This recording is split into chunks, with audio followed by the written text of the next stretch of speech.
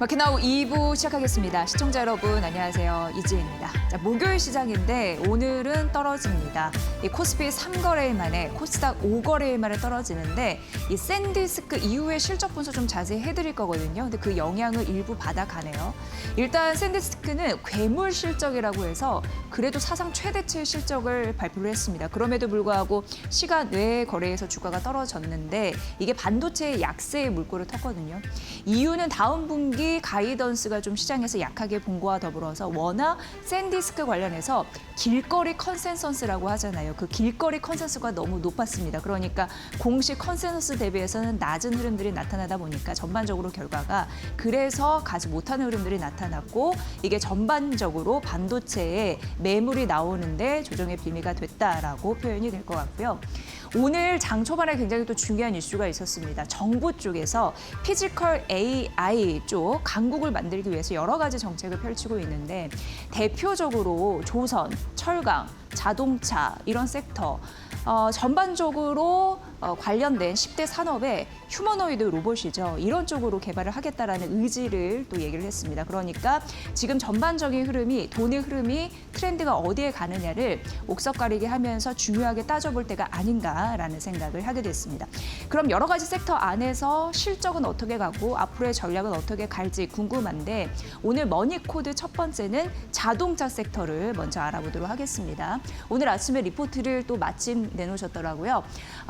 오늘 유진투자증권의 이재일 연구원 좀 연결을 해보도록 하겠습니다. 안녕하세요. 네, 안녕하세요. 유인투자증권 이재일입니다. 네, 반갑습니다. 대표적으로 현대차 그룹주 최근 굉장히 궁금했는데 현대차, 기아, 글로벌 7월 판매 실적이 나왔습니다. 어떻게 데이터를 좀 보셨는지 궁금하더라고요. 직접 전해주시죠. 일단 7월 달 성적표를 보면은 현대차랑 기아차랑 상반기 때에도 사실 현대차보다 기아차 판매 성과가 더 좋았었거든요. 근데 7월 달에도 그러한 추세가 유지가 됐다라고 볼 수 있습니다. 현대차 같은 경우에는 전년비 5% 정도 판매가 감소한 반면에 기아는 11% 정도 증가를 하면서 상대적으로 좋은 성과를 보여줬고요. 현대차가 좀 부진한 원인을 보게 되면은 연초에 팰리세이드가 리콜 사태도 있었고 그리고 엔진 수급 차질 때문에 생산이 좀 부족하면서 7월 달에도 판매량이 좋지는 않은 모양이었고요. 그리고 아반떼랑 투싼이 그 풀모델 체인지를 앞두고 있기 때문에 이런 모델들도 노후화가 진행이 되면서 판매량이 좀 감소를 한 것으로 보입니다. 전반적으로 봤었을 때 올해 한 4분기 실적 정도가 되면은 이제는 아반떼랑 투싼 신모델 투입 효과가 나타나기 시작을 하면서 전체적으로 현대차는 판매가 개선되지 않을까 이렇게 기대를 하고 있습니다. 기아는 지금 상반기 때도 판매가 좋았고 7월 달에도 판매가 좋았음에도 불구하고 이러한 좋은 흐름이 주가에는 좀 잘 반영이 안 되고 있는 모습인데 기아의 판매량이 늘어난 모델들을 보면은 전기차 판매량이 많이 증가를 한 것을 볼 수 있습니다. 근데 아직까지는 전기차가 내연기관차나 하이브리드 모델 대비로는 수익성이 좀 떨어지는 문제가 있고요. 최근 국내에도 이젠 중국산 전기차들이 많이 유입이 되고 있고 EU 시장에서도 이로 인해서 좀 가격 경쟁이 심해지면서 수익성에 대한 우려가 좀 존재하다 보니까 주가에 좀 좋은 판매 성과가 잘 반영이 안 되는 모습인 것 같습니다. 네, 좀 엇갈리는 이유들이 있습니다.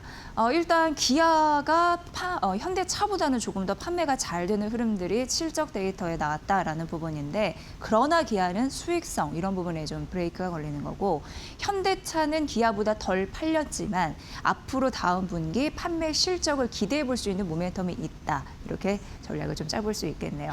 자, 그럼 현대차 그룹주 전반적으로 투자 전략을 어떻게 가져가 봐야 될지 궁금한데 어떻게 보십니까?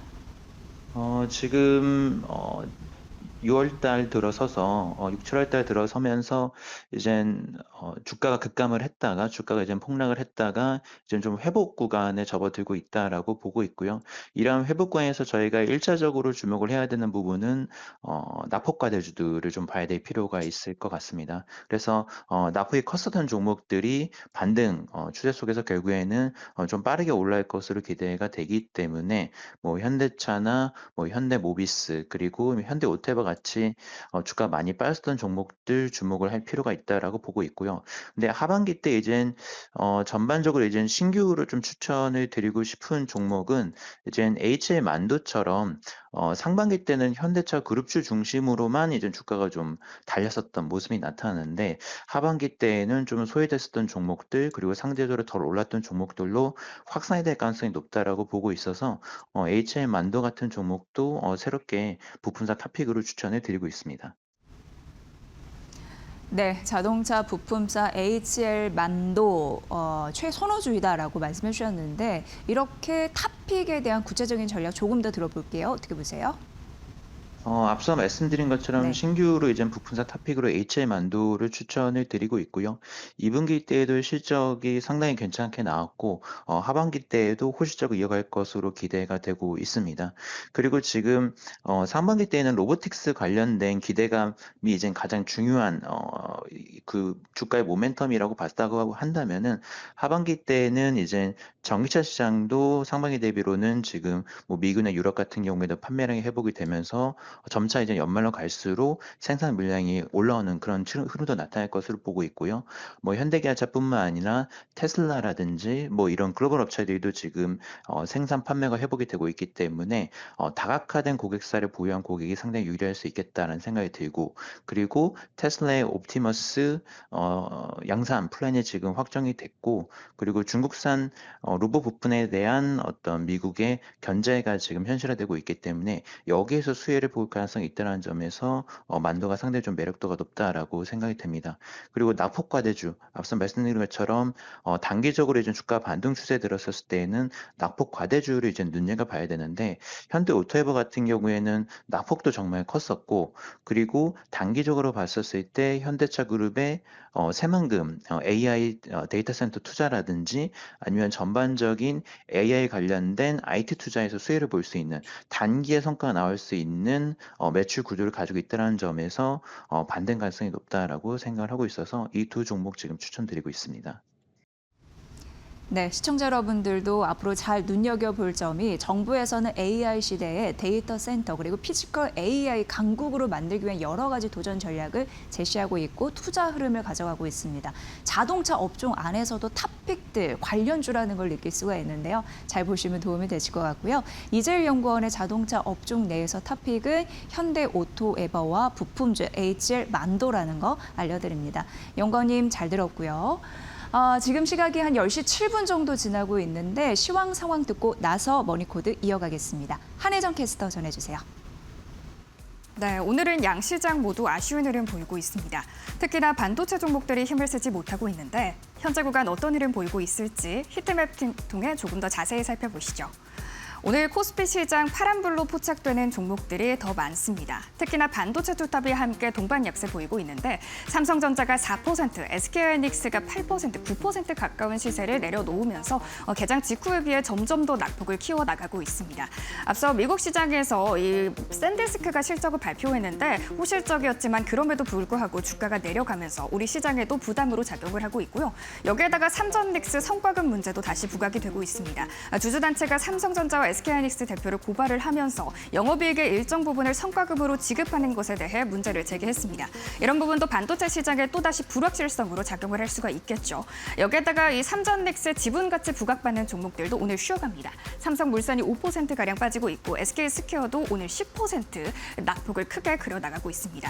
다만 오늘 금융주단에서는 금융지주단이 함께 동반 강세를 보이고 있습니다. 하면 금융지주가 2%, 신한지주도 2% 상승하고 있고요. 우리금융지주와 메리츠 금융지주까지 오늘 오름세 보이고 있습니다. 다만 지금 여기에다가 기술주 전반이 부진한 상황입니다. 삼성전기와 LG이노텍 같은 종목들도 오늘 하락 전환이 됐는데 어제는 MLCC 기판 쪽이 상당히 좋았었죠. 특히나 테슬라의 로보택시에 카메라 모듈을 공급한다라는 소식이 나오면서 삼성전기와 LG이노텍 모두 어제 장중에 두 자릿수 급등세를 보였는데 오늘 곧바로 하락 전환됐다라는 점은 아쉽습니다. 여기에다가 오늘 코스피 시장에서는 음식료단이 상당히 강합니다. APL과 삼양식품이 모두 동반 강세 보이고 있는데 두 종목 모두 최근에 해외 매출이 늘어나고 있다라는 점도 염두에 두셔야겠습니다. 오늘 코스피 시장에서 거래대금 가장 쏠리고 있는 종목 고려아연이 12%, 13% 가까운 시세를 분출하고 있다라는 점도 확인이 되고 있습니다. 그러니까 코스피 시장 상황 함께 살펴봤고요. 코스닥 상황도 곧바로 열어보시죠. 오늘 코스닥 시장이 그래도 코스피 시장보다 견조한 흐름 보이고 있습니다. 빨간불로 포착되는 종목들 상당히 많은데 특히나 제약바이오단이 오늘 강합니다. 최근에 이 삼전닉스 레버리지 상품에 대한 문제가 조금은 해결이 되면서 이 바이오 쪽으로 수급이 조금씩 이동하고 있는 모습인데 여기에다가 간밤 미국 시장에서도 호재가 있었죠. 일라이릴리가 실적을 발표했는데 상당히 좋았습니다. 지금 비만 치료제가 우리 예상보다 잘 팔리고 있다라는 것을 수치로 보여주면서 우리 시장에도 훈풍이 불어들고 있는데요. 펩트론이 3% 강세 붙어가고 있는데 개장 초반에 5% 가까이 넘는 시세를 분출했지만 상승폭 조금 둔화됐다라는 점은 아쉽습니다.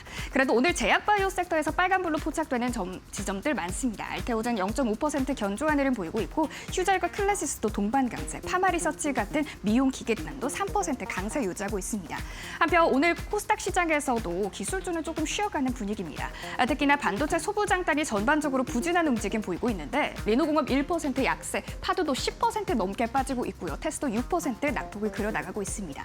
다만 오늘 섹터 내에서는 심택의 8% 홀로 좀 다른 움직임을 보이고 있는데요. 어제 실적을 발표했는데 상당히 좋았습니다. 영업이익이 전년 동기 대비 훌쩍 뛰어넘으면서 전장에서 오늘도 8% 강세 붙어나가고 있고요. 오늘 코스닥 시장에서는 AI 섹터가 상당히 좋습니다. 이 로봇 쪽이 상당히 관심을 받고 있는데 현대모백스와 SPG 그리고 이오테크닉스도 시장 대비 견조한 흐름 보이고 있습니다. 오늘 코스닥 시장에서는 SP 산하가 17%로 가장 크게 튀어오르네요.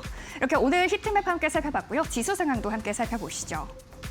오늘 양지수 함께 밀리고 있습니다. 특히 코스피가 낙폭이 더 깊은데 현재 구간 4% 가깝게 빠지면서 6,300선 지나고 있고요. 코스닥이 그래도 나름대로 견조한 흐름 유지하고 있습니다. 0.7% 소폭 빠지면서 793포인트 보이고 있습니다. 이어서 매매 동향도 함께 살펴보시죠. 먼저 코스피 시장에서는 외국인과 기관의 흐름이 엇갈리고 있습니다. 외국인이 지금 1조 2천억 원 넘게 팔아내고 있다라는 점 아쉬운데요. 개인이 그만큼 좀 담아내면서 지수를 그래도 조금은 방어해주고 있습니다. 코스닥 상황도 함께 살펴보시죠.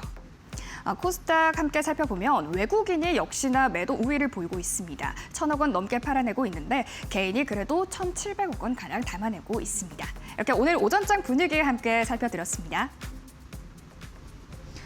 네, 그래도 오늘 알테오젠이 좀 잡아주고 있는데 5거래 연속 이어지고 있거든요. 하나증권에서 알테오젠이 계약을 하나 더 추가했다라는 긍정적인 소식을 알리면서 그에 대한 의미 부연 설명을 해줬더라고요. 목표 주가 58만 원으로 유지를 했습니다.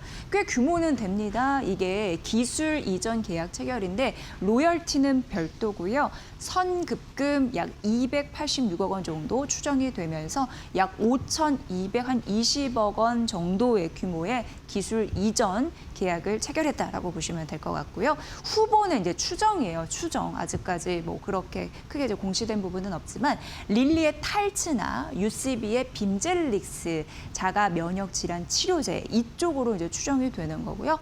탈츠 같은 경우에는 작년 매출이 한 36억 달러 정도였다고 하는데 그 중에서 총 매출의 탈츠는 5.5% 정도 차지를 하고 2009년이면 정점을 달성할 가능성이 있다고 하니까 굉장히 중요한 그런 치료제가 될 것 같고요.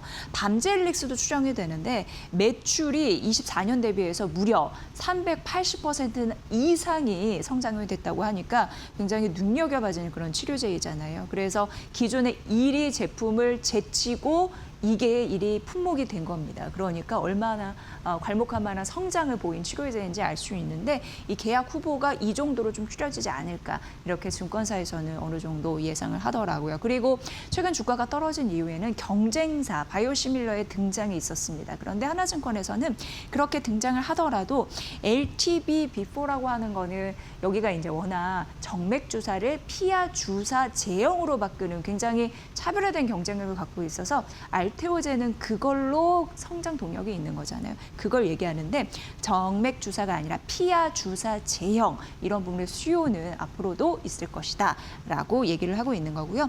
그 대표적으로 그게 큐렉스입니다. 2분기에 전분기 대비해서 262% 성장한 그런 부분을 맛볼 수가 있었는데 상반기만 보더라도 누적 5.9억 달러 이상이 될 것으로 예상이 되고요. 머크사 계약사잖아요. 이거로 봤을 때 내년 전환율이 30% 이상이 될 가능성이 있다라고 하면서 긍정적으로 파악이 됐고 29년 연매출도 100억 달러가 기대가 된다라는 의미 있는 데이터 현재 나오고 있습니다. 알테오제는 뭐 여러 가지 악재도 있었고 그걸 회복하는 과정에도 있고 추가 계약 소식도 있고 그런 것 같습니다. 주가가 정상화될 수 있을지 여러분도 관심 있게 지켜보시면서 어쨌든 추가 계약건이 나왔고 앞으로 수주 기대감이 있다라고 증권사에서 얘기했는데 이 부분도 참고해 보시면서 투자 전략 반영해 보시면 될 것 같고요. 반도체, 뭐 최근 이제 변동성 파고는 어쩔 수 없고요. 삼성전자, SK하이닉스 오늘은 좀 떨어지고 있고요. 그러나 KB증권에서는 반도체 8월 더 중점적으로 봐야 되는데 왜냐하면 실적 장세이기 때문에 이렇게 얘기를 하고 있습니다. 7월 평균만 보더라도 많이 떨어졌었죠. 34%. 코스피가 마이너스 22%였으니까 반도체의 하향 요율이 코스피 대비해서 더 셌습니다. 그래서 금융위기 때나 코로나 때나 이러한 낙폭을 더 상회하는, 그러니까 안 좋았다라는 얘기고요. 이유는 어제도 살짝 말씀드린 바 기억이 나는데 AI 투자가 과연 지속이 될 수 있을까라는 우려감이 있고 과도한 레버리를 쓴 흐름들이 있고 그래서 4년 만에 투매 성격의 매물 출회가 있었다라는 점, 그 때문에 7월 평균 이렇게 많이 점수를 깎아 먹었습니다. 하지만 긍정적인 요인들이 계속적으로 포착이 되고 있어서 이제는 실적에 조금 더 집중하면서 더 나은 가치를 부여받을 수 있는 시간을 기다려야 된다라는 게 증권사의 시각이었는데요. 북미 빅테크 클라우드 기업들 보면 예약이 28년까지, 그러니까 올해가 26년이니까 앞으로 3년간 꽉 채워져 있다, 완료가 됐다 이런 얘기를 하고 있었고요. 뭐 알파벳이나 여러 기업들의 현금 흐름 바닥난 것이 아닌가라는 우려가 있지만 그럼에도 불구하고 AI 수요 그리고 투자는 앞으로도 늘 가능성이 있고 이란 전쟁에 대한 리스크가 줄어들면서 유가나 그리고 미국의 장기 금리 부담도 점차적으로 완화가 되고 있다라고 언급이 되고 있습니다. 레버리지 이런 부분으로 증시가 급변동성을 취한 건 어쩔 수가 없는 이슈였는데 그 수급 충격도 어느 정도 마무리가 되고 있다라고 파악을 했습니다.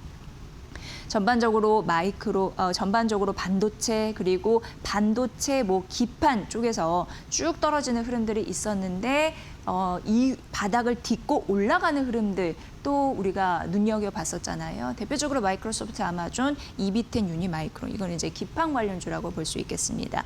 그 바닥 찍고 반등세 우리가 이번 주에 볼 수가 있었는데 코스피 내년 밸류, PBR, PER로 봤을 때 최저치 찍고 있는 상황이라서 8월 실적 장세 속에 반도체 일단 가격 매력이 있고 펀더멘털 봤을 때 큰 문제가 없으니 올라갈 수 있는 가능성이 있어서 8월 역시 반도체는 꼭 포트 안에 담아 있어야 된다라는 전략이었습니다. 참고해 보시고요.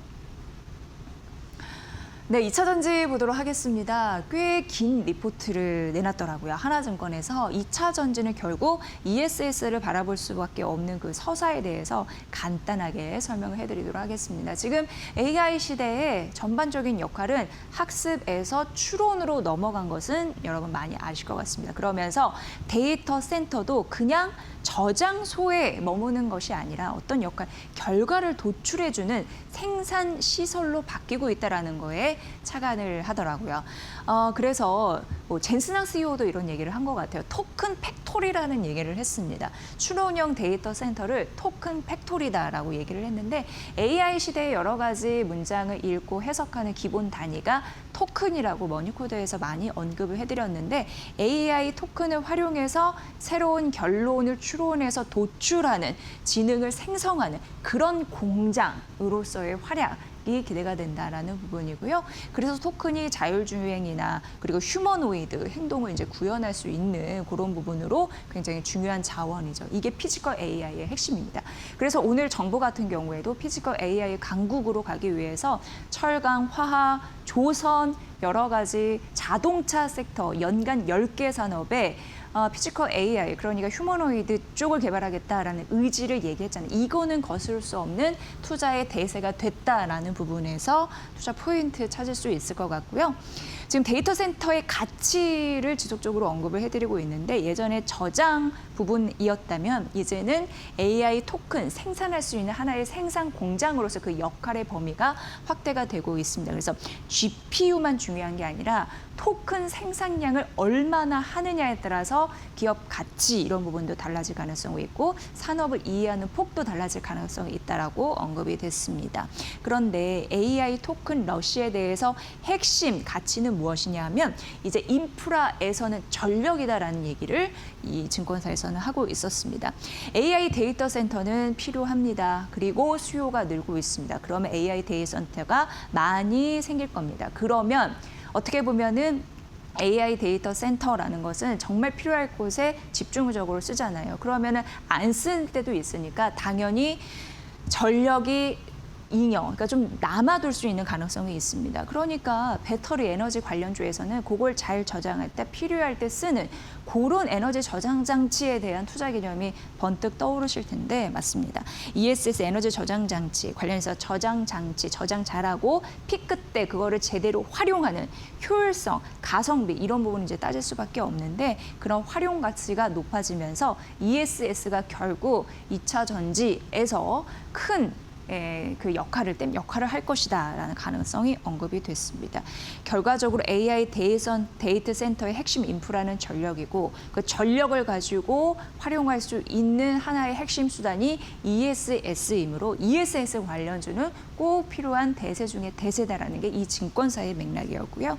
결과적으로 LG 에너지 솔루션, 삼성 SDI 꼭 빠질 수 없는 그런 종목이고 한중 NCNS 여기 냉각 쪽이잖아요. 대표적으로 그런 종목도 관심권에 둬야 된다라고 언급했으니까 이 부분 참고해 보시면 될 것 같습니다.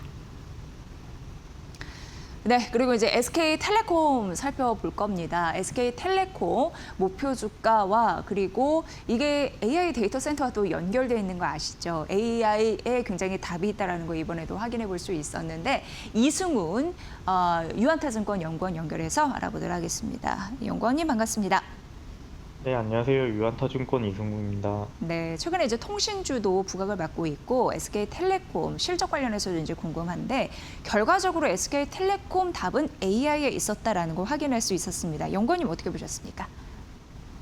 네, 아무래도 이번 분기 실적 발표 같은 경우는 실적보다는 일단 AI에 대한 좀 관심도가 많이 높았던 것 같고요. 특히 최근에 지난달에 AIDC에 대한 투자 그리고 SK 하이퍼 설립의 발표가 있다 보니까 시장 관심 자체가 이 부분에 대한 투자비 그리고 고객 유치, 시장 수요에 대해서 좀 궁금했던 것 같습니다. 그래서 컨퍼런스 콜에서 확인된 부분은 일단 첫 번째는 고객이 충분히 확보가 된 후에 구축을 하는 걸 최우선 원칙으로 하겠다라고 발표를 했고요.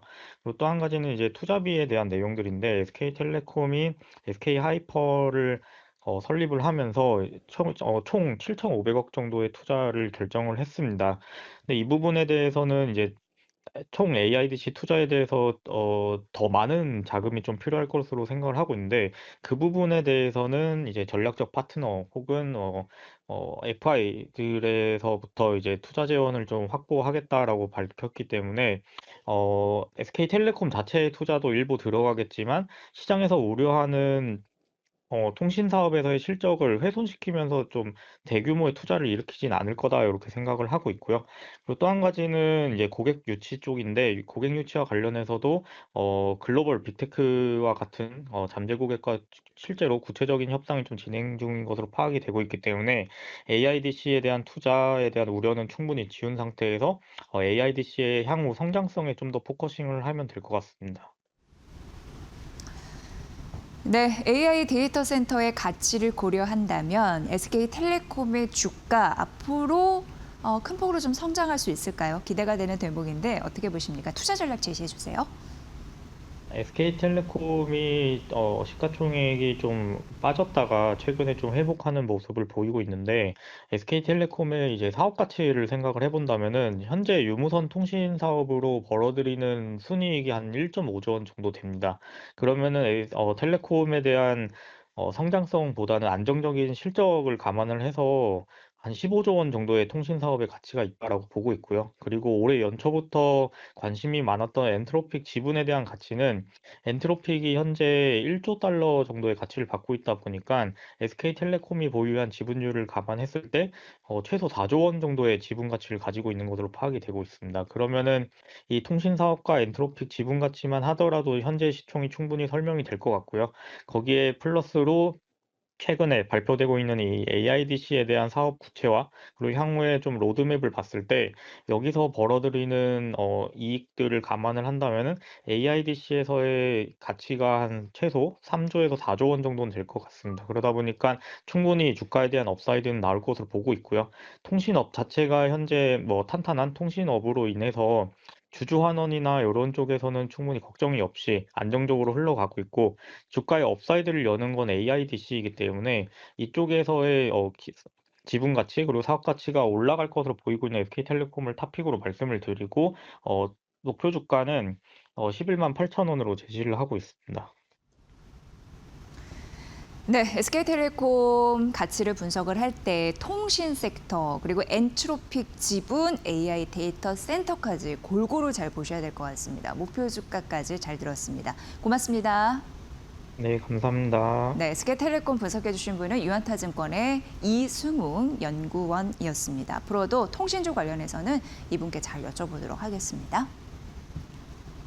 자, 다음 이제 SK텔레콤 워낙 이제 이승욱 연구원이 앞서서 설명을 잘 해주셨기 때문에 요거는 거의 이제 설명할 건 없고요. 앞서서 SK 하이퍼 설립에 대한 말씀을 해주셨잖아요. 그러니까 내년 울산에 100메가와트 AI 팩토리가 순차적으로 가동이 될 것이다라는 언급 있고요.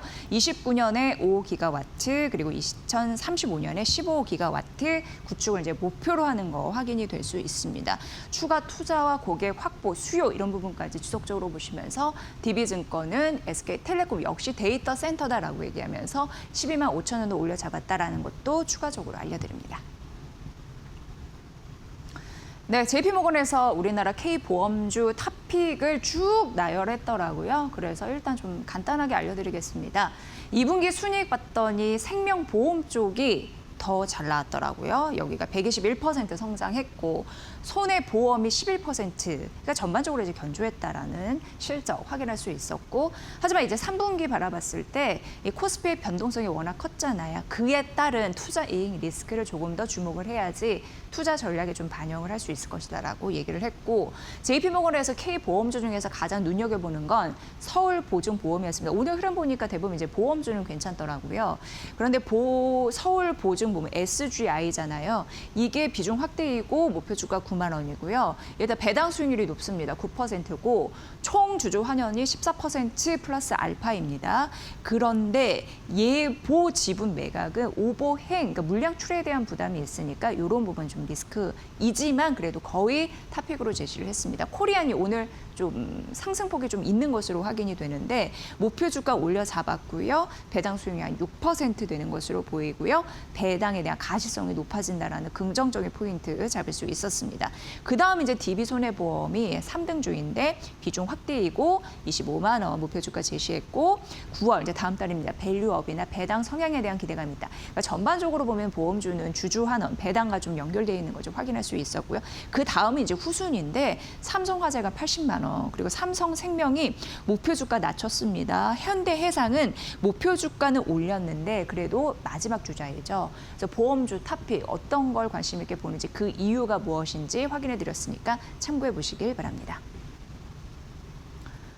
자, 그리고 이제 카카오뱅크입니다. 카카오뱅크 또 해외 증권사에서는 한 목표 주가를 1,000원 정도로 낮춘 흐름들은 있었는데 하나증권에서는 이익 잠재력이 확인된다라고 하면서 35,000원 유지를 했고요. 2분기 보면은 실적이 큰 폭으로 좀 개선된 흐름들이 나타났습니다.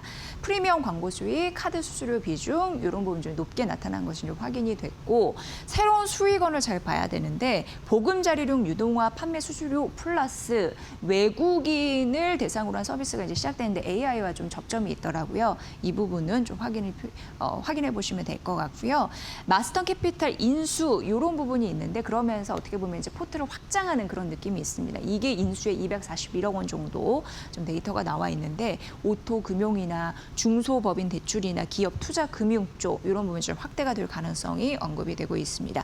하반기 그리고 중요한 부분이 스테이블 코인 신사업 모멘텀이 조금 더 붙는다면 정책 모멘텀으로 이런 부분으로 긍정적인 이익 체력이 조금 더 확보가 됐으니까 모멘텀이 붙어서 가지 않을까라는 합리적인 그런 얘기를 하고 있습니다. 하나증권이 카카오뱅크 이익 잠재력 플러스 신사업 얘기하는 거 이 부분도 눈여겨보시면 될 것 같습니다. 오늘 카카오뱅크까지 알아봤습니다.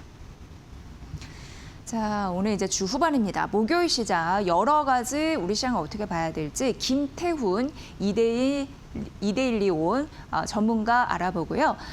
지금 코스피가 뭐 삼성전자, SK하이닉스의 낙폭이 좀 크다 보니까 매도 사이드카가 또 발동이 됐다고 합니다. 시장 전반적으로 어떻게 좀 봐야 될지 인사이트 알아봅니다. 전문가님 반갑습니다. 네, 안녕하세요. 네, 매도 사이드카가 또 발동이 됐다고 하네요. 어떻게 보십니까? 네, 역시나 미국 시장에서 실적을 발표한 기업들이 시간 외에서 큰 폭의 하락세를 나타냈습니다. 그런 영향이 우리 기술주에도 영향을 미치고 있는데요. SK하이닉스나 삼성전자 같은 경우도 저 변동성을 키우면서 이게 뭐 SK하이닉스 같은 큰 종목이 하루에 9%씩 이렇게 큰 폭으로 하락을 하면 솔직히 좀 투자자들이 겁을 먹을 수밖에 없는 것이죠. 거기다 보면 여기에 연계돼서 삼성전기나 SK스퀘어 같은 경우도 10%대 폭락세를 나타내고 있어서 이러한 변동성이 큰 부분이 개인 투자가들 좀 자신 없게 만들면서도 한편으로 지금 폭락을 할 때 밑에 걸어둔 게 대거 체결이 되면서 외국인들이 던진 한 1조 8천억 되는 물량을 개인들이 고스란히 받아가는 모습을 보여주고 있습니다. 그래서 이런 대형주 쪽에서는 개인들이 물려가고 있지만 하지만 역시나 실적 장세이기 때문에 실적이 괜찮은 종목들은 그래도 분위기가 좀 바뀌면 바로 반등이 좀 나아지는 편이죠. 그렇기 때문에 지금은 실적 우량주를 내 포트에 담아야 될 그런 시기인 겁니다. 특히나 지금 이 시장이 기술주들이 대거 하락을 하면서 오히려 내수 관련주들이 오히려 좀 빛을 보고 있습니다. 화장품주나 호텔주, 항공주, 식품주 등이 대표적인 내수주면서 특히 화장품 같은 경우는 수출도 많이 되고 있는 종목이기 때문에 실적이 굉장히 좋습니다. 그래서 화장품주 같은 경우도 실적 때문에도 지금 장세에서 도피주가 되는 것이죠. 그리고 호텔주 같은 경우도 올해 상반기에만 외국인들이 우리나라를 찾은 게 1,000만이라고 그럽니다. 올 하반기까지서 2,000만이 넘어갈 거라고 그러는데요. 그렇게 될 경우 호텔주 같은 경우는 확실히 실적이 좋아집니다. 이미 상반기 실적도 좋았지만 하반기에도 역시 좋아질 가능성이 크고 항공주 같은 경우도 국제유가가 떨어지면서 유류 할증료에 대한 부담도 적어지면서 항공주 같은 경우도 우리나라를 찾는 외국인들이 많이 늘어나고 실적이 좋아질 수밖에 없는 것이죠. 더다 식품주, 예전에도 한번 말씀드렸죠. 라면 3사가 우리나라의 내수뿐만 아니라 해외에서 수출 많이 하고 특히 삼양식품 같은 경우 80%가 해외 수출에서 들어옵니다. 그런 면에서 수출주로 변신하고 있다는 점을 잘 봐주셔야 될 것 같고요. 그 로봇주 같은 경우도 지금 레인보우 로보틱스와 보스턴 다이내믹스가 올해 파일럿 양산을 준비하고 있기 때문에 관련된 부품주들이 실적이 좋아질 가능성이 높습니다. 이런 종목들, 실적이 좋아질 종목들을 선별해서 내 포트에 담아야 될 그런 시기입니다. 네, 오늘같이 이제 변동성이 느껴지는 장에서는 실적이 결국 든든한 방패막이가 될 것이다라는 그런 논리로 말씀을 주셨는데요. 그럼 관심주는 어떻게 좀 가져가는 게 유리할까요? 네, 지금 조선 방산 원전주가 그래도 작년부터 실적들이 계속 좋아지고 있는 종목들인데요. 그중에서 이 조선 쪽의 대표주인 HD 현대, 지주회사입니다. HD 현대 중공업의 모회사인데요. 이 HD 현대 같은 경우도 실적이 좋아지고 있고 그 자회사인 HD 현대 로보틱스나 HD 현대 오일뱅크 실적 모두 좋아지고 있습니다. 이런 자회사들의 실적을 기반으로 해서 결국은 지주회사인 HD 현대의 실적이 좋아지고 있어서 하반기에 관심을 갖고 지켜봐야 될 그런 종목입니다. 네, 결국 이제 실적에 답이 있다라는 부분에서 HD 현대 말씀을 주셨으니까 이 부분 참고해 보시면 좋을 것 같습니다. 김태훈 이데일리온 파트너였습니다. 고맙습니다. 네, 감사합니다. 네, 자 오늘도 어김없이 매도 사이드카가 발동이 됐습니다. 그래서 해외 증권사에서는 한국 코리아 증시 투자 부적격 이런 또 불명예스러운 유기가 나오고 있는데 그렇다면 우리가 스스로 이 시장을 어떻게 대응해야 될지 다음 이어지는 코너에서 잘 분석을 해드리도록 하겠습니다. 잠시만요.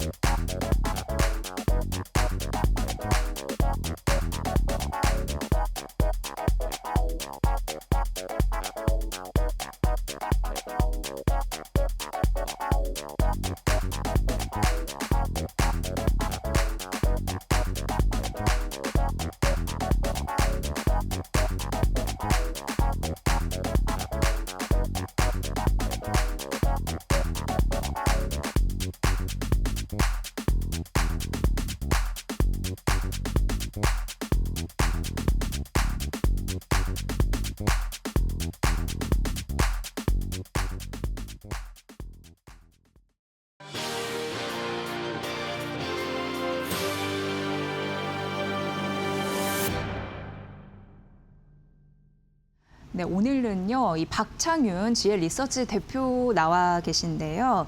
뭐 워낙 이제 매도 사이드카가 또 삼성전자, SK하이닉스 급락하면서 코스피 5% 낙폭 기록하면서 이제 걸리고 이제 발동이 되다 보니까 정말 좀 징글징글합니다. 어떻게 이 시장을 잘 풀어봐야 될지 직접 좀 여쭤보도록 할게요. 대표님, 안녕하세요. 네, 안녕하세요. 네. 우리가 이제 징글징글하다라는 얘기를 좀 했는데 이게 네. 어쩔 수 없는 것 같습니다. 이제 변동성은 약간 이제 상수가 되어버린 걸까라는 느낌이 있는데 네. 어쨌든 이제 샌디스크가 실적을 발표했는데 되게 괜찮게 나왔거든요. 네. 물론 뭐 조목조목 따져보면은 매출 가이던스 다음 분기에 약간 좀 아쉽기도 하고 워낙 길거리 컨센서스가 높긴 했습니다만 네. 그럼에도 불구하고 아니나 다를까 반도체의 발목을 좀 잡고 있는 것 같고요. 네. 어떻게 보십니까? 우리가 스트릿 컨센이라고 얘기하고 있는 위스퍼 넘버 뭐 이런 부분을 좀 부합하는 모습이 조금은 약간 미달했다 뭐 이런 얘기 평가도 나오고 있는데 매출이 370% 성장을 했거든요. 네. 매출이 4배 넘게 증가를 했기 때문에 괴물 실적이라는 얘기는 나오거든요. 그렇죠. 잘 괴물 나오거든요. 실적 맞죠. 예. 그리고 뭐 우리가 그동안에 이제 이러한 부분을 반영을 해서 많이 오른 것 자체도 많지만 이를 비트하는 실적 자체가 나타났다는 부분에 있어서는 그래도 우리가 숫자에 대해서 확실하게 좀 짚고 넘어가야 될 것 같습니다. 일단 샌디스크 같은 경우에는 매출 대략 한 900억 불 가까이 나왔죠. 897억 불 나왔는데 시장의 눈높이가 842억 불이었기 때문에 추정치를 비트하는 모습이 나타났어요. 하지만 우리가 앞에서 얘기를 했었던 스트릿 컨센 자체가 워낙 높게 형성이 되어 있기 때문에 이런 부분에 약간 못 미친 것 아닌가 뭐 이런 얘기도 나오고 있고요. 주당 순이익은 대략 39.2불 기록을 하면서 시장의 눈높이 34.5불을 크게 비트하는 모습이 나타났습니다. 그럼에도 불구하고 시간 외에서는 5% 넘게 밀리는 흐름이 나타났기 때문에 시장에서 우리가 얘기하고 있는 수익성에 대한 부분 그리고 프리캐시 플로우 등 향후에 이제 투자에 따른 재무적인 부담에 대한 것들이 같이 좀 시간의 주가에 같이 영향을 미친 것 아닌가. 그리고 마찬가지로 샌디스크와 더불어서 웨스턴 디지털도 실적 발표 이후에 시간 외에서 11% 넘게 밀려버렸기 네. 때문에 샌디스크, 웨스턴 디지털의 시간의 하락이 우리나라 전자 닉스 하락을 불러일으켰고 전자 닉스 이 지표 종목 두 종목의 하락이 사이드카까지 코스피 사이드카까지 연결이 되는 이러한 좀 악순환에 놓여 있기 때문에 최근에 지금 말씀해 주셨던 대로 이러한 변동성은 이제는 변수라기보다는 상수로서 받아들이는 뉴 노멀이 되어버린 것 같습니다. 네. 또 스페이스X도 많이 급락을 했더라고요. 네. 그러니까 돈을 엄청나게 쓰겠네. 이런 부분에 대해서 되게 민감하게 생각을 하는 것 같습니다. 네. 투자도 많이 하는데 뭐 어쨌든 그러면은 그걸 벌어들여야 되는데 그런 부분에 대해서 항상 의문을 갖고 있는 그런 시장의 모습인 그렇죠. 듯한데. 스페이스X도 어제 한 13.6% 예. 넘게 빠져버렸죠. 예. 그리고 추가적으로 실적 이런 것들은 확실히 잘 나왔고 그리고 또 이제 컴코를 통해서 여러 가지 얘기가 나왔었죠. 엔비디아 칩을 쓰겠다 하는 부분과 그리고 우주 이런 그 데이터 통신과 더불어서 지상과 연결이 시켜서 뭐 같이 하는 새로운 패러다임을 제시하면서 지상 기지국 관련된 통신 장비 업체들은 또 빠지는 모습이 나타나는 등 큰 변화가 나타나기도 했었고요. 네. 하지만 시장에서는 이러한 실적 이런 부분보다도 지금 현재 상장되어 있는 주수보다 훨씬 더 많은 주수가 좀 상장이 되기 때문에 그에 따른 오버행에 대한 부담감을 좀 민감하게 받아들이고 있는 이런 상황인 것 같습니다. 사실 지금 시장이 상수가 상수를 뒤엎어버리는 약간 이런 느낌이 나는데 예전에는 삼성전자, 하이닉스, 닉스 투자액은 상수였잖아요. 네. 그런데 이들이 그 변동성을 가져다 주다 보니까 이제 변동성이 상수가 되어버린 그런 흐름인데 네. 그럼에도 불구하고 이제 8월 시장입니다. 원래 하반기는 불장이 될 거라는 얘기를 곳곳에서 했었어요. 네네. 그래서 코스피 만에 대한 기대감이 사실 있었던 게 사실인데 그렇다면 이제 8월 같은 경우에 이제 하반기 이제 본격적으로 시작을 하고 있잖아요. 네네. 그러면 포트에 삼성전자, 하이닉스 코어로 계속 가져가는 것이 맞는지 궁금해져요. 네.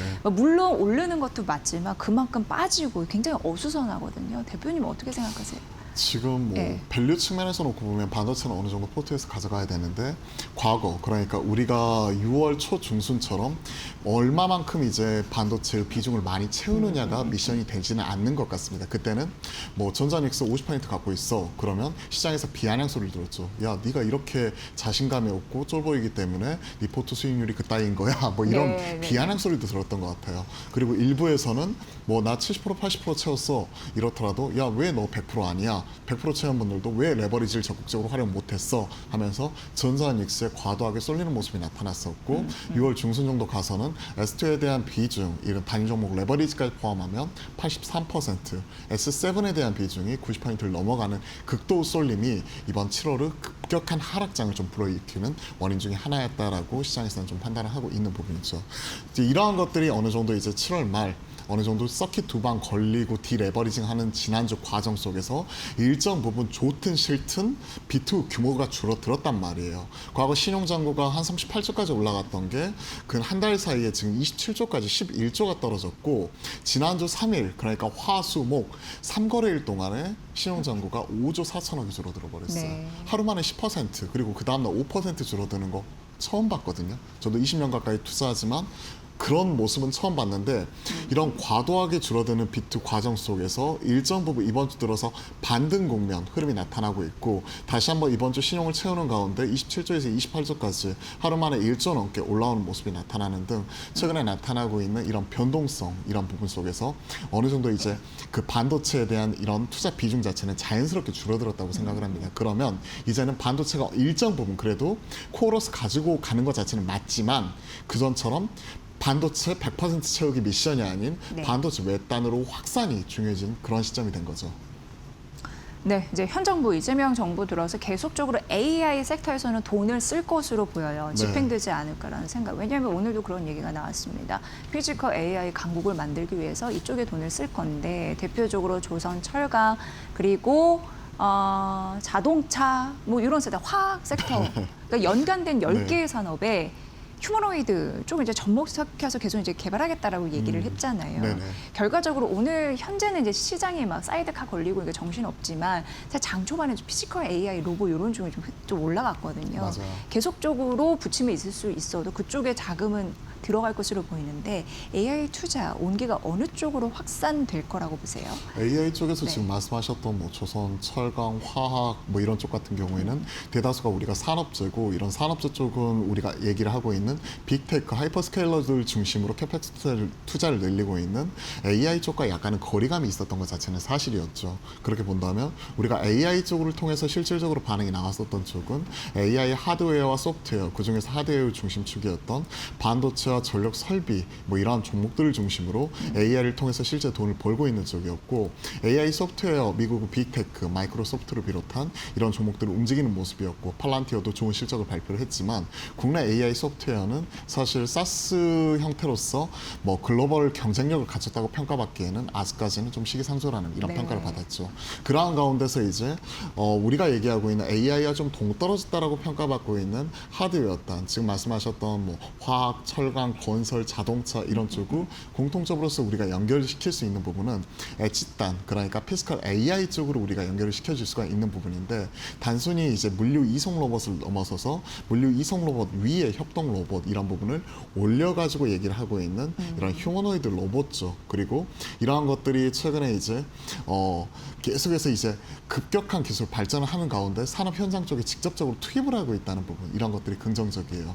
현대차가 새만금 단지 조성을 하면서 본격적으로 이제 피지컬 AI 관련된 실증 레퍼런스를 바탕으로 최근에 이제 잘하고 있는 아틀라스나 보스턴 다이내믹스 상장까지도 연결시켜줄 수 있는 하나의 큰 축을 갖고 있기 때문에 피지컬 AI 쪽 하면 항상 현대차 그룹이 첫선으로 꼽히는 부분이었고 최근에 반등 국면 속에서도 현대 오토웨버, 현대차 그룹의 SIQ를 쥐고 있는 AI SIQ를 쥐고 있는 이러한 기업이 적은 유동성과 더불어서 좀 급등하는 모습이 같이 나타나기도 했었고요.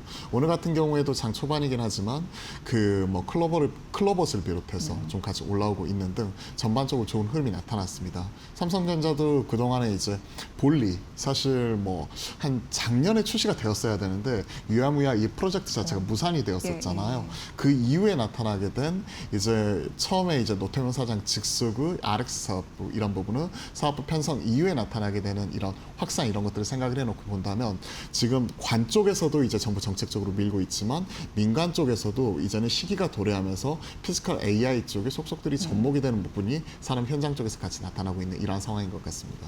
네. 전반적으로 이렇게 그 증시를 진단하더라고요. 이 코스피나 코스닥이나 오늘 사실 이제 공포감이 있잖아요. 사이드카가 발동됐으니까 그러니까 극단적인 공포를 정상화하는 과정이다. 뭐 이런 얘기를 하는데 네. 코스닥을 비롯해서 오늘은 뭐 5거래일 만에 살짝 조정을 받고 있긴 하더라도 뭔가 달라진 시그널이 포착이 됐을까요? 8월에 들어서. 확실히 좀 달라지는 것 같아요. 예. 분위기 자체가 좀 반전이 되는 것 같고, 뭐 지금 우리가 앞에서 뭐 스트링 컨센이라든지 뭐 이런 얘기도 했었지만 최근에 저도 이제 네트워크가 있잖아요. 네트워크를 통해서 이제 얘기를 들어보는 거 보면 확실히 코스닥의 분위기는 좀 많이 달라지고 있고 그 선봉장으로서 바이오가 첫선에 꼽히고 있고요. 네. 지금 말씀하셨던 피스컬 AI 쪽 이런 부분도 그동안에 유독 비어져 있는 바스켓이었다면 전자, 닉스 그리고 다인 종목 레버리지에서 빠져나온 수급이 비어져 있는 이 빈집에 들어가는 모습 자체가 나타나고 있거든요. 그러한 상황인 것 같습니다. 그리고 변동성은 있을 수 있지만 지수는 어느 정도 단기 저점을 좀 잡아갔다, 이미 잡았다. 위기의 정점이 지났다라는 데 있어서 시장의 공감대가 좀 형성이 되면서 9,300에서 5,300까지 4,000포인트 빠진 이후에 나타나게 되는 최근에 이제 기술적인 반등 그리고 이런 기술적 반등을 넘어서서 우리가 절반 정도 이상 한 7,300선 넘어서는 모습이 나타나게 되면 확실한 추세적 되돌림이 나올 때 그 중심이 되는 섹터와 종목이 뭐가 될 것이냐 했었을 때 우리가 기존에는 반도체 일변도였다 그리고 AI 일변도였다면 이제는 지금 말씀하셨던 지금 뭐 코스닥 쪽 그 안에서도 IT 소부장도 있기도 하지만 뭐 바이오라든지 그리고 최근 피지컬 AI 쪽에 있는 로봇 쪽 이런 쪽 같은 경우에도 확실하게 우리가 좀 채워 나가야 될 그 중요한 섹터가 되는 것 같습니다. 네. 분위기 확실히 분위기 반전은 나타나고 있는 것 같아요. 뭔가 반전이 나타나고 있는 시그널이 포착이 되고 있다고 하니까 요건 저희가 이제 주시하면서 시장을 네. 좀 바라봐야 될 필요성이 있을 것 같고요. 미국은 굉장히 조용하게 강한 것 같아요. 왜 조용하다는 얘기를 하면 우리나라 워낙 이제 그 급격하게 올랐을 때도 시끄러웠고 급격하게 빠질 때도 지금도 굉장히 시끄럽습니다. 하지만 미국 제 느낌상 굉장히 조용하게 강한 S&P 500 같은 경우에는 그래도 최근 신고가로도 경신하는 흐름을 보여줬으니까 미국장 좀 눈여겨볼 점이 있을지 갑자기 또 궁금해지는데요. 어떻게 볼까요? 다우하고 S&P 500 신고가 그리고 나스닥 같은 경우에도 최근에 이제 옵션 이런 뭐 간마이지 등 관련된 영향으로 인해서 변동성은 있지만 그래도 조심스럽게 제자리 찾아가는 흐름 이런 것들이 나타나고 있고 이번 2분기 실적 시즌 이런 부분을 좀 지나면서 대다수 한 80% 넘어가는 기업들이 추정치를 다시 한번 비트하는 모습이 나타나면서 숫자로서 강한 면모 이런 것들을 다시 한번 보여주었습니다. 결국 이거 같아요. 미국장에서 제일 중요한 부분은 결국 시장에서 계속 우려하고 있는 AI 캐펙스 투자가 이제 피크를 친 거 아닌가 하는 부분을 숫자로서 불식시켜주는지 이 부분이 가장 중요한 포인트가 돼가는 것 같습니다.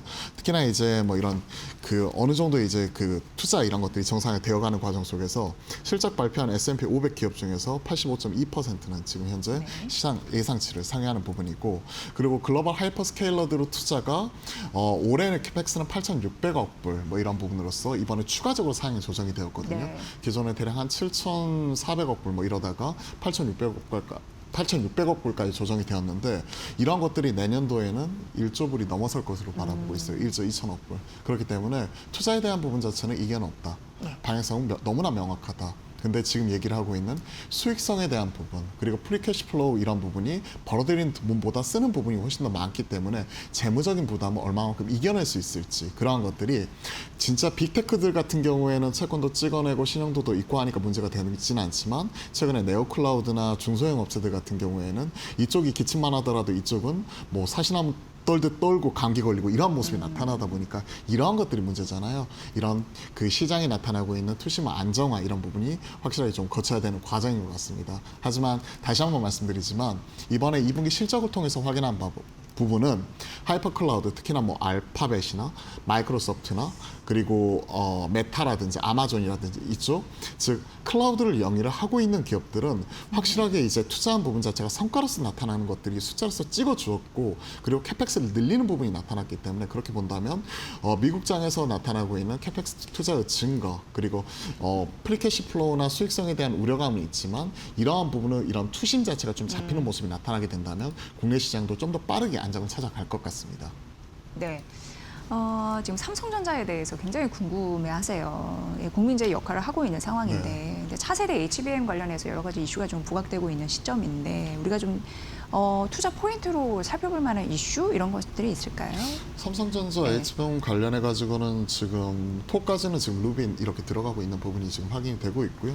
HBM4 이쪽에서는 실질적으로 SK 하이닉스보다 좀 더 발빠르게 이런 부분은 수요를 맞추고 그다음에 성능적인 부분에서 고객사의 니즈 이런 부분을 충족하는 모습이 나타나면서 내년도에는 HBM 점유율이 삼성전자가 좀 더 우위에 설 수 있다라는 부분이 지금 얘기가 나오고 있고요.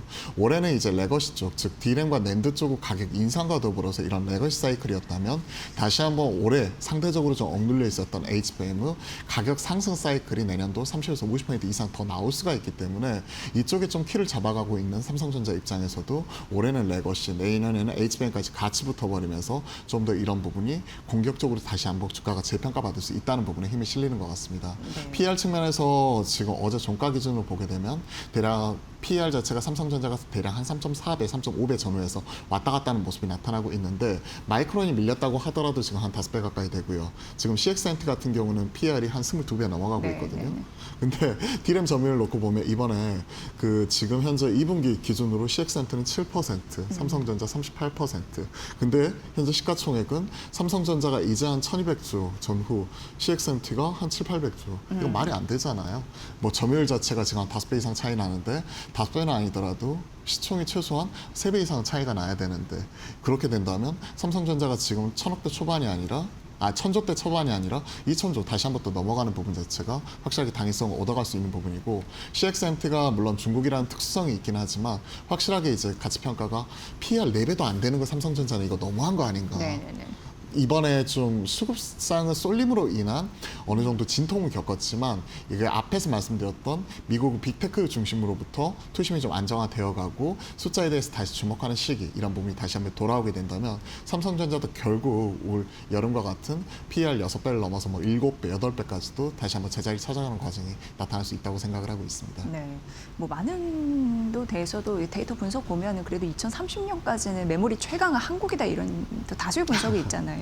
그럼 결과적으로 HBM 같은 경우에도 수요처는 굉장히 다변화될 가능성이 있잖아요. 그런 부분에서 투자 포인트를 또 세워보는 것도 틀리지는 않는 거죠. 그렇죠. 없던 게 새로 네. 생기면서 AI 서버 단으로 들어가면서 그 HBM의 용처 자체가 지금 늘어나는 부분이었었고 이런 것들이 좀 더 가속화되었으면 가속화되었지 지금 현재 말 그대로 갑자기 있던 게 사라지지는 않으니까 그렇게 본다면 당연히 HBM의 용처 이런 부분 자체는 AI 데이터 센터를 넘어서 말 그대로 고부가 메모리가 필요한 산업 같은 경우에는 어마어마하게 많이 늘어나다 보니까 이에 따른 니즈 자체는 증가할 수밖에 없는 부분이고요. 앞서 말씀드렸던 CXMT라든지 이런 쪽 같은 경우가 최근에 뭐 LPDDR6 등 관련된 그 첨단 이런 메모리 쪽 이런 부분도 지금 나오고 있지만 서버 단으로 직접적으로 들어갈 수 있는 HBM 쪽이라든지 이런 쪽 같은 경우에는 아직까지 기술 격차와 시차 이런 것들이 분명히 존재하기 때문에 전자닉스 경쟁 우위는 계속 지속이 될 수 있고요.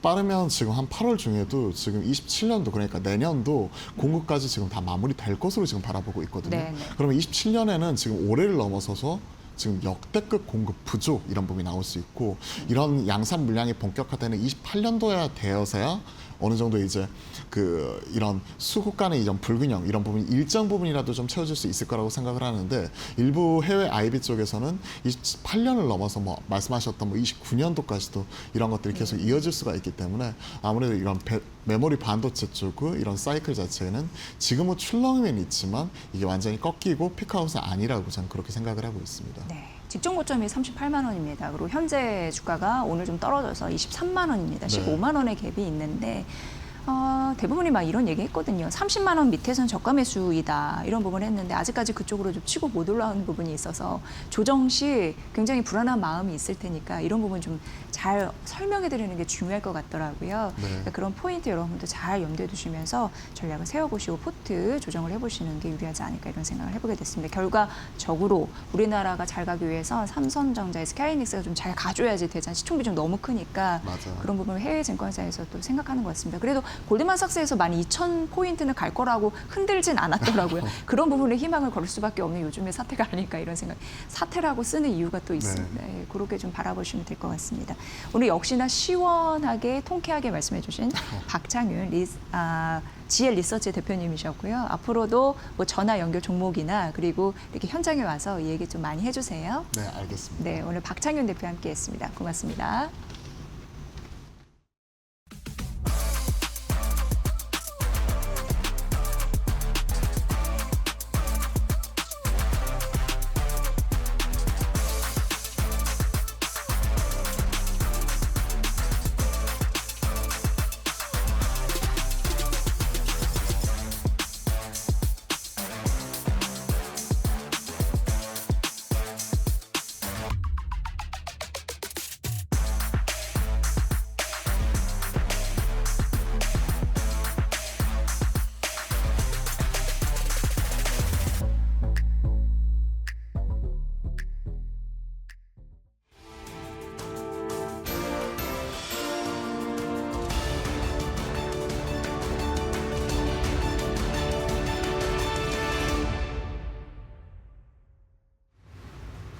네, 간밤 미증시 혼조세로 마감했지만 메모리 기술주 단이 부진한 모습을 보였습니다. 샌디스크가 호실적에도 불구하고 기대에 못 미친 가이던스에 시간 외 거래에서 크게 밀리고 있는데요. 우리 시장에도 부담으로 작용하고 있습니다. 우리 증시는 프리마켓에서부터 코스피 시장의 하락이 눈에 띄었습니다. 결국 코스피 2% 가까운 하락, 코스닥 역시나 파란불로 출발했고요. 현재도 낙폭을 키워가고 있습니다. 코스피는 30분 전에 매도 사이드카가 발동됐는데 현재 지수 흐름도 바로 한번 열어보겠습니다. 먼저 코스피입니다. 오늘 반도체 투톱이 5에서 8%가량 크게 밀리면서 현재 4.5% 낙폭 보이고 있습니다. 6,298포인트 선에 거래되고 있고요. 코스닥은 결국 800선을 내려놨습니다. 코스닥 장 초반까지만 해도 로봇이나 제약바이오단에서 강세를 보이기도 했는데 현재는 대부분 보합권입니다. 코스닥 현재 1.8% 하락하면서 785포인트 선에 거래되고 있습니다. 이어서 수급도 살펴보겠습니다. 어제 코스피 시장에서 외국인의 수급이 그래도 지수를 이끌어줬는데 오늘은 장 초반부터 팔아치웁니다. 현재 1조 7천억 원대 매도세 보이고 있고요. 오늘 개인이 1조 6천억 원대 물량 담아내고 있습니다. 코스닥 시장도 살펴보겠습니다. 코스닥 시장도 같은 흐름 보입니다. 외국인이 2,100억 원대 매도에 힘을 보태고 있고 개인이 2,300억 원대 현재 물량 담아내면서 그나마 지수를 좀 받쳐주고 있습니다. 이어서 환율도 흐름 살펴보겠습니다. 환율 0.47% 하락하면서 현재 1,416원 선에 거래되고 있습니다. 네, 이렇게 오늘 시장 분위기 간단하게 체크해 봤습니다. 그렇다면 중요한 투자 뉴스는 어떤 것들이 있을지 바로 이어서 확인해 보도록 하겠습니다. 카카오가 카카오톡 내 AI 에이전트 협력 파트너로 쿠팡이츠를 선정하고 AI 주문 및 결제 파트너십을 체결했다고 밝혔습니다. 오늘 2분기 실적 발표 컨퍼런스 콜에서 정신아 대표이사는 에이전트 AI 생태계 확장의 첫 단계로 음식 배달 버티컬 분야에서 쿠팡이츠와 협력한다고 전했습니다. 이번 연동을 통해 이용자들은 카카오톡 대화방 안에서 AI를 통해 음식을 추천받고 주문과 결제까지 한 번에 처리할 수 있게 될 예정입니다. 한편 카카오는 오늘 오전 2분기 매출 2조 985억 원, 영업이익 2,770억 원으로 역대 최대 실적을 기록했다고 밝혔습니다. 지난해 같은 기간보다 매출은 9%, 영업이익은 36% 증가를 기록했고 플랫폼 부문 매출이 1조 2,303억 원으로 크게 증가하면서 실적을 견인했습니다. 카카오는 플랫폼 사업에서 확보한 성장 기반을 바탕으로 에이전틱 AI 사업 확대에도 속도를 낼 계획입니다.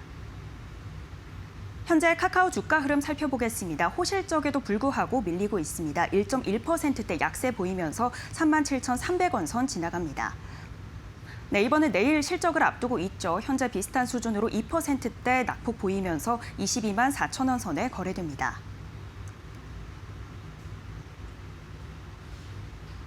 현대백화점이 2분기 시장 전망치를 밑도는 영업이익을 기록하면서 오늘 장 초반부터 현대백화점을 비롯한 백화점주들이 동반 약세를 나타냈습니다.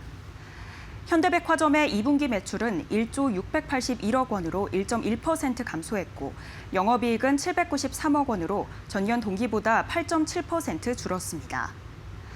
가구 매트리스 관련 자회사 지누스가 267억 원의 영업 손실을 낸 점이 전사 실적에 부담으로 작용했다고 전했는데요.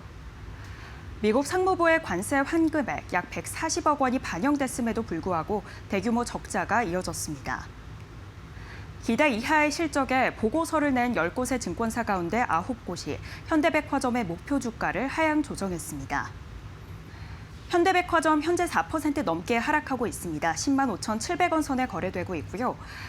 외국인 매출 증가에 기대를 받아갔던 신세계도 오늘 동반해서 약세 보입니다. 2.5% 파란불 켜내면서 41만 8천 원 선에 거래되고 있습니다. 이어서 롯데쇼핑 최근에 실적을 발표했는데 1.7% 밀리면서 11만 2천 원 선에 거래되고 있습니다.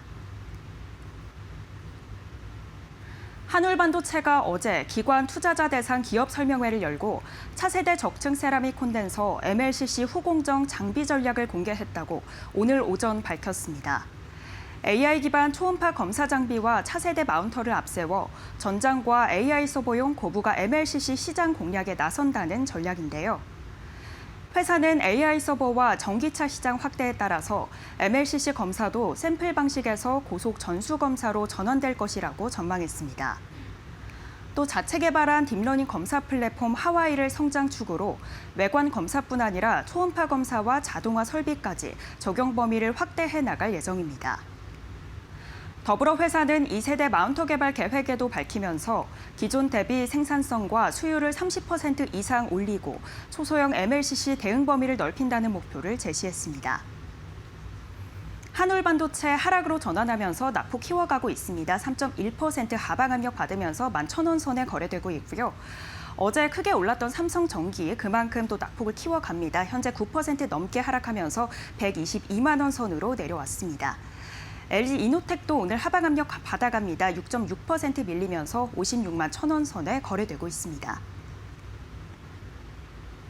네, 일단 코스피와 코스닥 양 지수 모두 하락폭을 키워가고 있습니다. 코스닥의 경우 장 초반에 업종별로 좀 그래도 지수를 이끌어줬는데 현재는 보합권으로 내려온 상황이고요. 아무래도 이 미증시에서 반도체 메모리 기술주단이 밀리면서 우리 증시에도 영향을 주고 있는 것으로 풀이됩니다. 어제는 코스피 매수 사이드카, 오늘은 하루 만에 매도 사이드카, 정말 변동성이 큰 시장인데요. 대응 전략 어떻게 가져가면 좋을지 저희와 함께 살펴보시죠.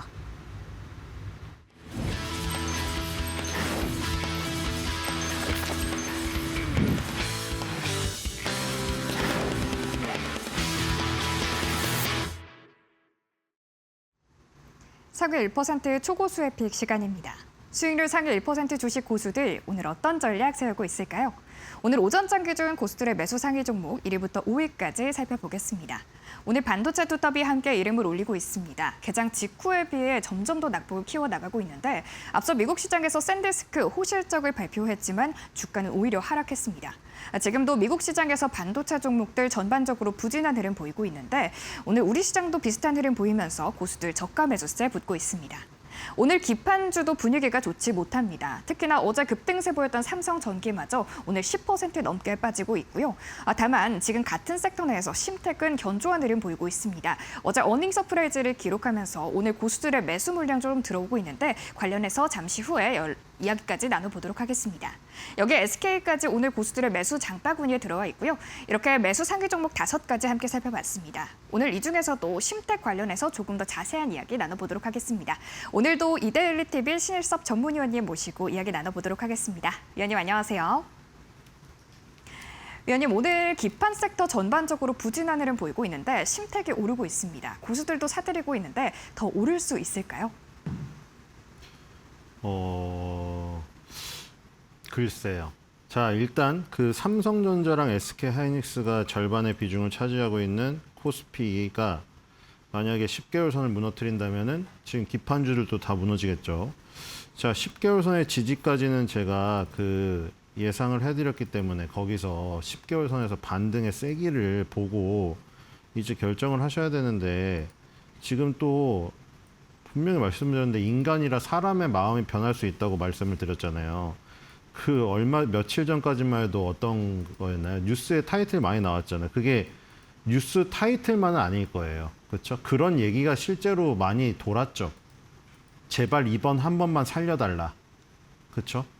그게 뭐 기자분이 그냥 자극적으로 쓴 타이틀만 아니고 실제로 그런 말들이 많이 나왔을 거예요. 스스로도. 제발 이번 한 번만 살려주면 계좌 폐쇄하고 주식 안 하겠다. 이게 뭐 자기의 자조 섞인 상황을 자조 섞인 어떤 그 비유를 든 걸 수도 있지만 실제 마음도 그러하셨잖아요. 그렇죠? 막 급락이 일어나고 내가 비투를 막 써가지고 뭐 저렇게 패망은 안 했더라도 손실이 엄청나게 누적돼서 뭐 유명한 거 있잖아요. SK하이닉스 276만 원, 276 구조대 기다리고 있다. 막 그런 거 있잖아요. 276, 뭐 258 구조대를 다 기다리고 있던 층층마다 있던 사람들의 어떤 그런 뭐 아우성들. 그런데 이제 급락을 하고 난 다음에 그 처음에 조금 뜨뜨미지근한 반등 한번 하고 그 다음 날에 막 SK하이닉스 상한가 가고 이러니까 3일째도 이어가고 이러니까 갑자기 또 생각이 조금 바뀌죠. 조금 오르니까 야 이거 조금만 더 오르면은 좀 내 손실이 좀 많이 될 수 있을 것 같은데 여기서 물을 더 타가지고 야 어떻게 뭐 전세자금이나 이런 거 빼앗가지고 다 그냥 학자금이든 다 쏟아 부을까 이번에 그러면은 왠지 평균 단가를 맞춰놓으면은 내가 평균 그 매수 단가 위로 갈 수도 있을 것 같은데 생각이 바뀌죠. 며칠 전에는 한 번만 살려달라. 계좌 이제 끝내고 주식 안 하겠다. 뭐 이랬는데 조금 오르니까 또 생각이 이렇게 바뀌어요. 그러니까 이게 그 사람의 마음이 어쩔 수 없이 그렇게 되는데 문제는 그 마음을 그대로 연결시키면 안 되고 완전 배제를 한 상태에서 정확하게 그냥 차트만 봐야 돼요. 만약에 그게 차트의 흐름이 내가 생각하는 마음만큼 받쳐주지 않으면은 그렇게 행동하면 안 돼요. 일단 코스피가 10개월 선에서 반등한 건 사실인데 제가 여기서 조금 유념해야 될 거를 가르쳐 드렸잖아요. 지금 2017년과 2021년에도 그랬고 그 전에도 여러 번 했지만 다 똑같아요. 2007년 뭐 1999년도 다 그랬다고 했잖아요. 주가의 고점에서 전부 다 똑같이 하락 다이버전스 나온 다음에는 주가의 저점이 나올 때까지 한 1년 걸린다고. 그렇기 때문에 지금 이제 조정이 시작된 지 3개월째 접어드는데 그렇죠? 아직 기간 조정으로 봤을 때 이전의 그 흐름으로 봤을 때는 개월수가 좀 남았죠. 뭐 물론 개월수가 맨날 똑같이 무슨 톱니바퀴 맞춰서 반복되는 건 아니지만 3개월과 1년의 차이는 꽤 크잖아요. 갭이. 그렇기 때문에 그걸 염두에 둬야 되고 이 지금 하락 다이버전스가 출현하고 난 뒤에 하락 다이버전스라는 건 주가의 고점이 높아졌는데 보조지표의 고점은 낮아지는 다르게 나온 현상이에요. 다이버전스라는 게. 그리고 나서 이제 이 그 과열권에서 벗어난 지도 얼마 되지 않았어요. 여기서 우려하는 게 그거였잖아요. 10개월 선에서 반등은 나오는데 문제는 여기서 반등이 약하고 무너져서 다시 10개월 선을 깰 경우에 그게 문제인 거죠. 이런 식으로 쌍봉우리로 깨게 되거든요. 숲이 이런 모습이면 주봉, 일봉으로 가도 똑같은 모습이 나와요. 여기서 20주선을 깼잖아요. 정말 오랜만에 2025년도 6월달 이후에 여기서 약한 반등이 일어나고 꺾이면 이 주봉에서도 또 이런 모습이 나오거든요. 또 그렇죠? 그럼 일봉이라고 지금 틀릴까요? 일봉에서 또 이런 모습이거든요. 그럼 이게 월봉, 주봉, 일봉에서 다 이런 쌍봉의 모습이 나와버리잖아요. 그럼 이제 힘이 없이 반등을 하고 추가적으로 무너지는 모습이라 저점이 다 붕괴가 되거든요. 그런 거를 일단 그 염두에 둬야 되기 때문에 그렇죠? 코스피에 대해서 너무 이 상황에 따라서 생각이 막 바뀌는 것을 갈대같이 바뀌는 마음을 이 그림을 보고 잡아야 된다. 그럼 이제 여기 안에 있는 기판주도 똑같거든요. 지금 사실 삼성전기 보시겠어요? 삼성전기도 10개월 선 반등해서 정확히 10개월 선에서 반등이 일어났죠. 여기 보세요. 이게 우연인가? 삼성전기 여기 꼬리를 보세요. 여기 10개월 선하고 딱 맞았잖아요. 여기서 반등을 한 건데 일단 한번 떴어요. 근데 떴으면은 그냥 다이렉트로 여기를 다시 전고점을 가야 되는데 사실 지금 에너지상 다이렉트로 가기는 힘들어 보이거든요. 그래서 반등을 하더라도 150만 원 정도 가고 아니면 150만 원에서 무너지면 또 안 좋거든요, 이게. 그래서 지금 삼성전기도 지금 이런 상황이고 오늘 심택이 좋은데 심택도 마찬가지거든요. 여기도 보면은 10개월 선에서 종가를 딱 맞춰놨잖아요. 지난달에 보시면 꼬리는 월중에 저가는 10개월 선을 깼는데 종가를 보세요. 딱 맞춰놓고 끝냈죠. 10개월 선 위에도. 그리고 이번 달에 들어서도 여기 보세요. 오늘 종가가 여기 지금 시가가 딱 맞고 있잖아. 10개월 선에 10개월 선의 지지를 받고 있는 거예요. 자, 심택 그 다음에 또 유명한 것들 코리아 서킷은 어디 갔죠? 코리아 서킷은 20개월 선이죠. 이것도 우연일 수가 없잖아요. 여러분들 보세요. 이거 제가 자대고 구웠나요? 아니잖아요. 여기 지금 20개월 선하고 여기 꼬리랑 정확하게 맞아떨어져. 한치의 오차도 없죠. 얘는 지금 20개월 선인 거예요. 어제 보여드렸다시피 코리아 서킷은 20개월 선까지 갔으니 심택보다는 약한 거예요. 그렇죠? 심택보다는 한 단계 뒤에 있는 것이고 그 다음에 하나만 더 보죠. 대덕전자입니다. 자, 대덕전자는 어때요? 대덕전자는 심택하고 코리아 서킷 가운데 있네요. 그럼 여기서도 1, 2, 3등들 나오죠. 심택, 대덕전자, 코리아 서킷 순이에요. 근데 이제 아까 코스피 지수는 10개월 선 반등이니까 코스피 지수랑 동행하거나 강한 흐름에 있는 거는 심택하고 대덕전자예요. 코리아 서킷은 3등주니까 웬만하면 안 하는 게 좋고. 어쨌든 심택이 지금 코스피랑 비슷하게 혹은 코스피보다 우위에 있게 10개월 선 지지를 받고 올라가고 있어요. 얘도 그러면 이제 현실적으로 목표 주가가 한 떨어진 봉의 한 절반 정도의 12만 원 선 정도 돼요. 근데 아까 말한 대로 코스피 지수가 무너져 버리면 심택도 똑같이 여기서 무너지는 그림이 나와서 안 좋겠죠. 그러니까 심택이 1등주여서 기판주여서 추가 상승의 가능성이 있는 거는 맞는데 문제는 코스피 지수의 흐름을 보고 대응을 해야 된다. 이게 결론입니다. 네, 지금 심택이 기판 섹터 내에서 가장 강한 상승 추세를 가져가고 있지만 시장의 변동성이 상당하기 때문에 코스피 지수가 떨어질 경우 추가적인 낙폭의 가능성을 대비해야 한다라고 이야기해 주셨습니다. 이렇게 매수 상위 종목 전략까지 함께 짚어봤고요. 이어서 매도 상위권도 함께 살펴보도록 하겠습니다. 오늘 오전장 기준 고스톱의 매도 상위 종목 1위부터 5위까지입니다. 오늘 1순위에 GS건설이 자리를 하고 있습니다. 연일 이제 시세가 좋았죠. 특히 기관이 6거래일 연속 순매수 행렬을 이어나가고 있는데 다만 같은 섹터 내에서 대우건설은 빠지고 있거든요. 지금 고수들도 매도를 하고 있는데 GS건설 더 오를 수 있을지 잠시 후에 좀 자세한 전략까지 세워보도록 하겠습니다. 이 밖에 오늘 이 기술주 전반이 부진합니다. 특히 제주 반도체 투탁과 함께 밀리고 있고요. LG전자와 네이버까지 오늘 하락을 하면서 고수들도 함께 내던지고 있습니다. 이렇게 매도 상위 종목 5가지 함께 살펴봤는데요. 오늘 이 중에서도 GS건설 관련해서 조금 더 자세한 전략 세워보도록 하겠습니다. 위원님, 오늘 GS건설 최근에 많이 올랐잖아요. 오늘 고수들 매도하고 있는데 지금이 고점일지 고수처럼 매도해야 될지 궁금합니다. 네, 일단 GS건설은 천장이 너무 견고한 천장이 지금 눈앞에 있어가지고 많이 오르기 힘들어 보입니다. 자, 지금 GS건설하고 대우건설하고 지금 현대건설 대표적으로 뭐 우리 브랜드 가진 업체들이잖아요. 뭐 삼성물산도 있겠지만 삼성물산은 삼성전자의 지주회사격이라 빼고 레미안이 제일 유명하긴 한데 그렇죠? 자이, 뭐 대우건설, 푸르지오, 현대 힐스테이트 이런 거 우리한테 익숙한 브랜드 가진 업체들이죠. 대표적인 대형 업체들. 이 중에서 대우건설하고 현대건설은 폭등을 한 번씩 했었거든요. 현대건설이 지금 183% 올랐고 대우건설은 고점으로 해요. 대우건설 월봉이에요.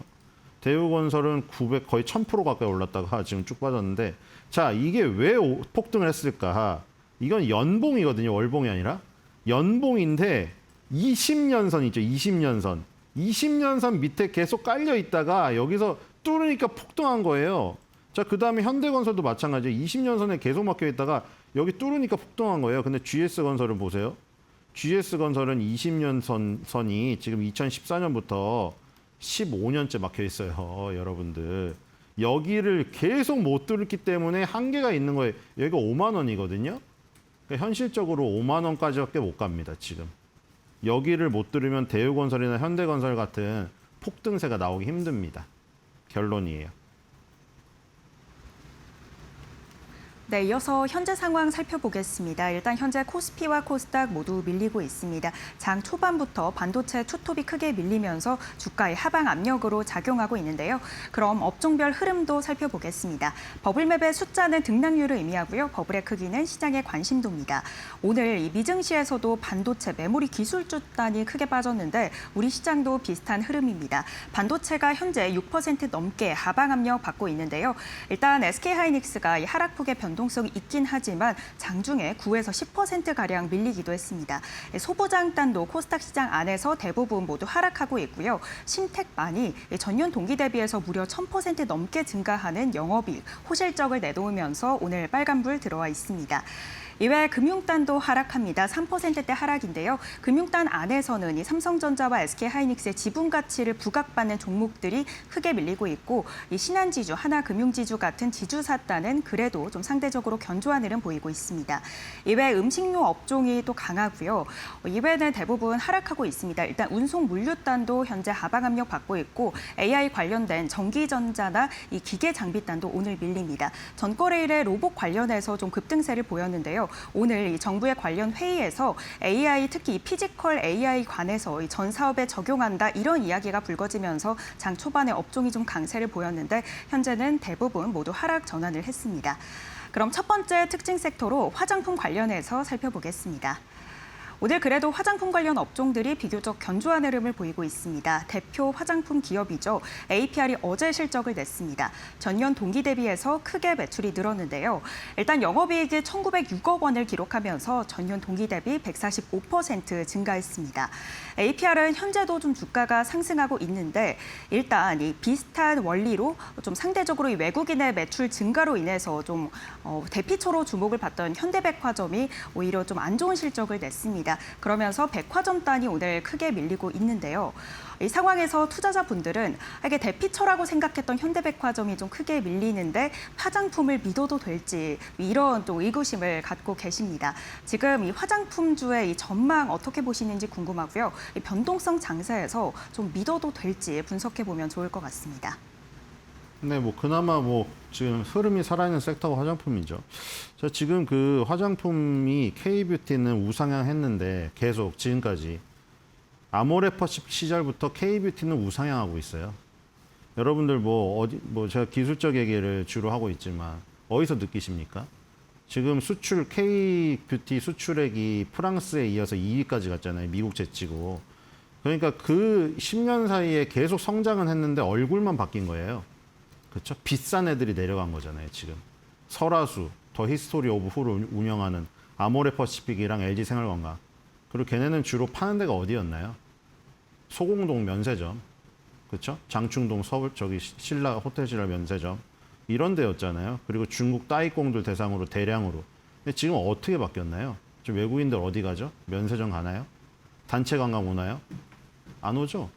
335 와서 어디 가요? 올리브영 가고 다이소 가가지고 거기서 지금 그 소호들 사잖아요. 마녀공장, 그렇죠? VT 이런 거 그때 있었나요? 인지도가 없었죠. 자, 그 어디서 외국에서도 알 수 있어요. 지금 미국 시장 뭐 4대 지수가 사상 최고가를 가고 맨날 그러잖아요. 근데 여기서도 안 가는 거 있죠. ST로도 여러분들 면세점에서 지금도 1일 거예요. 품목. 담배 홍삼 빼고. 갈색병 여러분들이 여자분들 좋아하시는 거 있잖아요. 그 갈색병 만드는 ST로더의 주가는 348달러짜리가 지금 80달러에 있어요.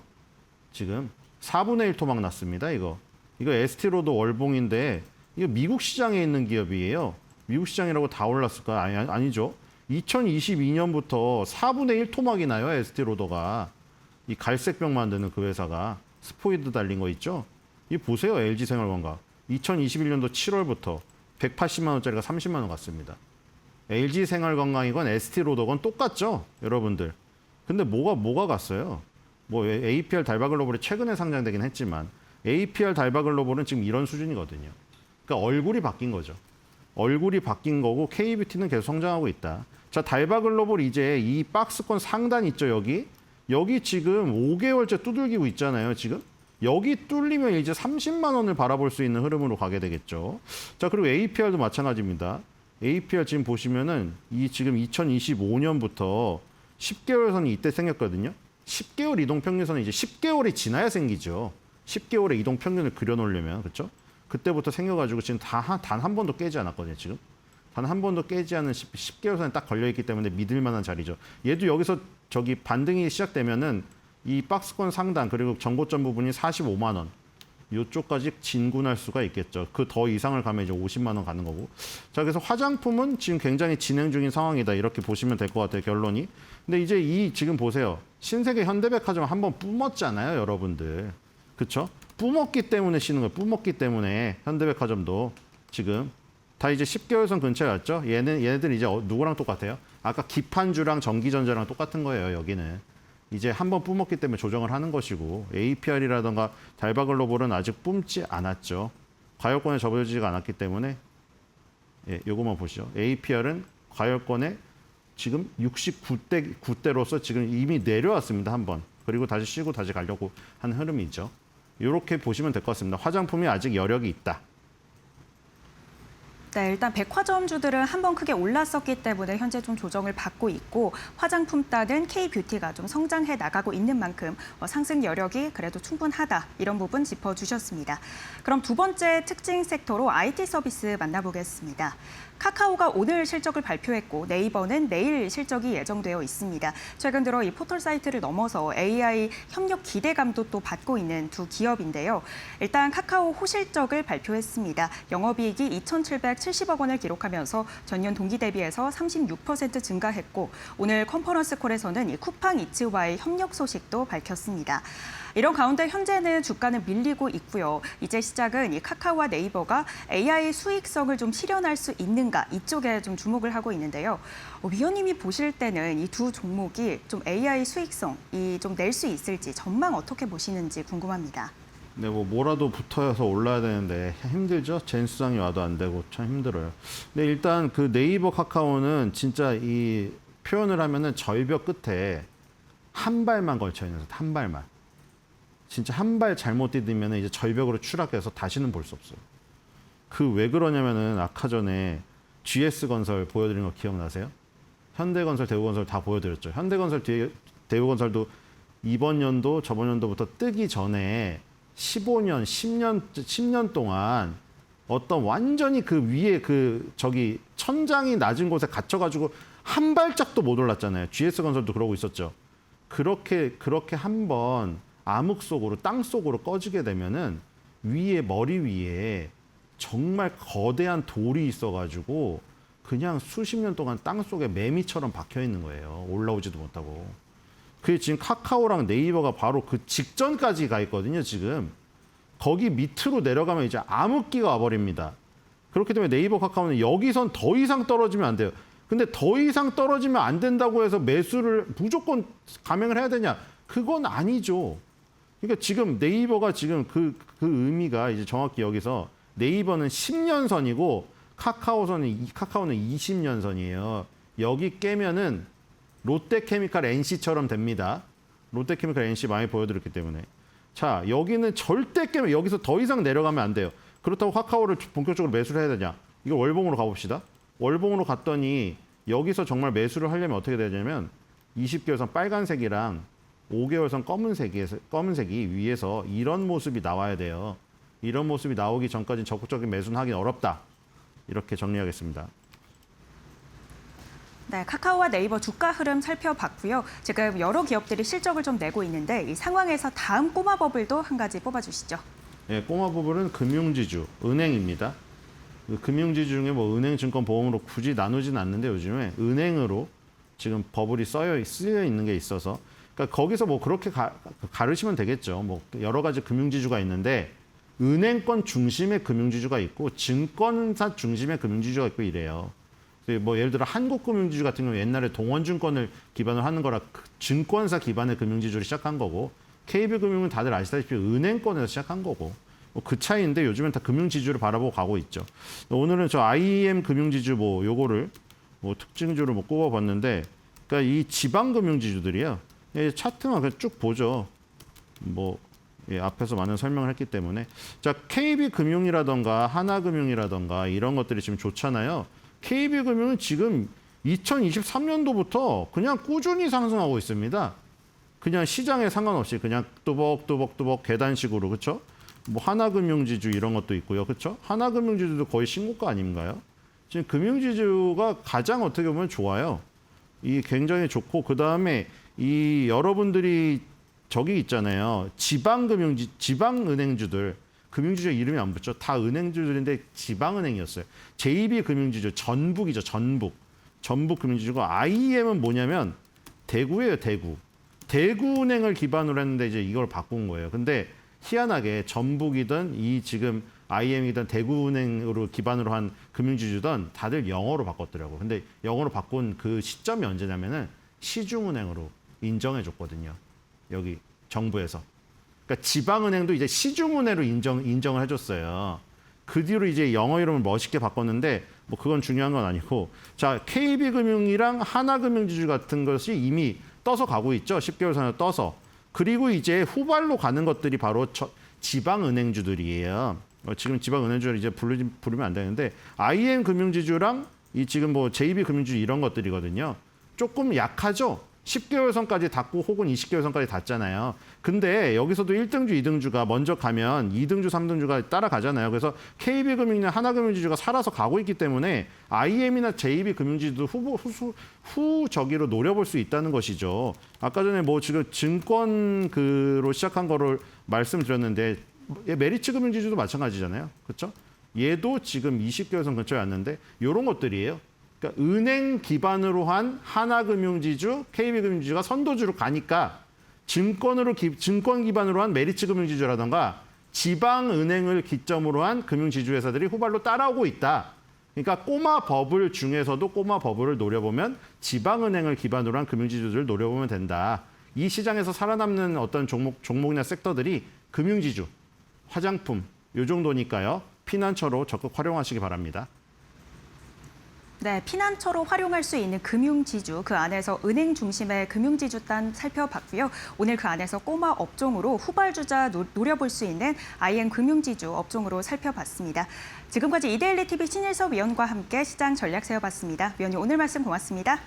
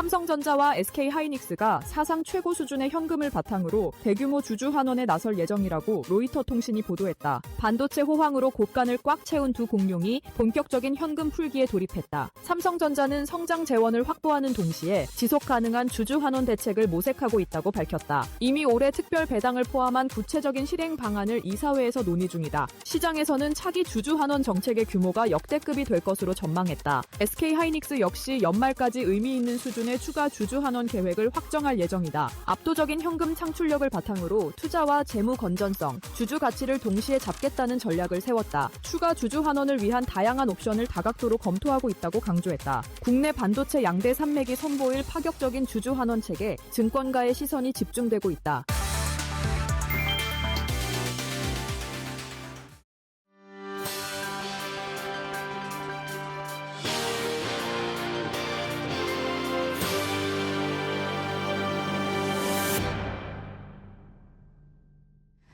리스크를 뜯어보겠습니다. 위기에서 기회를 찾아볼 수 있을지 굉장히 궁금한 상황인데요. 오늘 이 자리는 강정수 블루다 AI 연구센터장 와 계십니다. 어서 오세요, 센터장님. 안녕하세요. 반갑습니다. 네, 오늘 박사님과 네. 여러 가지 나눌 이야기 상당한데 일단 스페이스X부터 좀 끊어보도록 하겠습니다. 네. 이제 머스크가 CEO가 이끄는 우주 기업이잖아요. 네. 근데 주가가 많이 급락을 했더라고요. 이게 보니까 뭐 그 로켓 잔해가 달과 충돌했다라는 이슈도 있고 뭐 사실상 뭐 괜찮은 뭐 실적을 냈는데 자본 지출이 엄청나서 이런 우려감도 있고 여러 가지 혼재되어 있는 것 같습니다. 네, 예. 사실은 스페이스X는 뭐 사실 뭐 달 표면에 뭐 떨어졌다 이런 거는 그냥 지나가는 노이즈라고 저는 네. 소음이라고 생각이 들고요.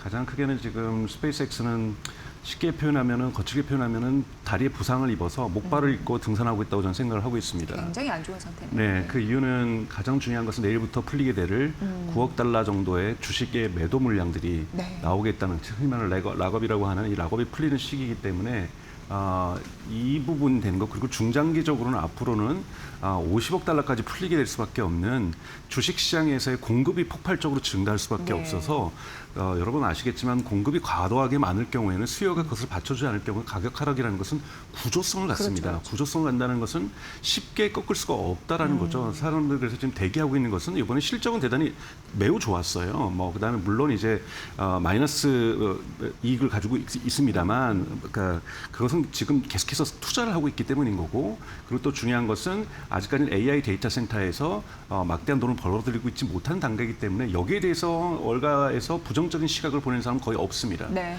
다만 지금 내일부터 풀리기 시작할 그 공급량 때문에 이것이 제가 이제 표현했던 목발과 같은 거라고 볼 수가 있는 거고요. 이걸 가지고 산으로 오른다는 건 정말 어려울 수밖에 없고 주가가 올라간다는 건 거의 저는 불가능하다 보고 있습니다. 그래서 투자자분들도 내일부터 진행될 공급량, 그 주식 공급량들의 흐름들을 보시는 것이 대단히 중요하다 보고 있습니다. 네, 이제 물량 출회가 될 가능성이 많기 때문에 네. 이게 좀 반영이 돼서 오늘 주가가 이제 급락한 그런 사실도 네. 있네요. 네. 말씀해 주셨다시피 부상을 당해서 목발을 짚고 있는데 등산해야 되는 상황. 그렇죠. 굉장히 좀 짠한 느낌이 듭니다. 그런 만큼 또 그 위상을 살리기 위해서 여러 가지 전략을 보일 텐데 그리고 네. 실적 굉장히 잘 나왔잖아요. 네, 그 네. 단에서 그 통신 위성 네. 그쪽이 사업 매출 굉장히 높죠. 지금 예. 사실상 스페이스X의 캐시카우라고 할 수 예. 있는 돈을 현금 따발을 벌어다 주는 것은 스타링크 통신 사업이라고 볼 수가 있습니다.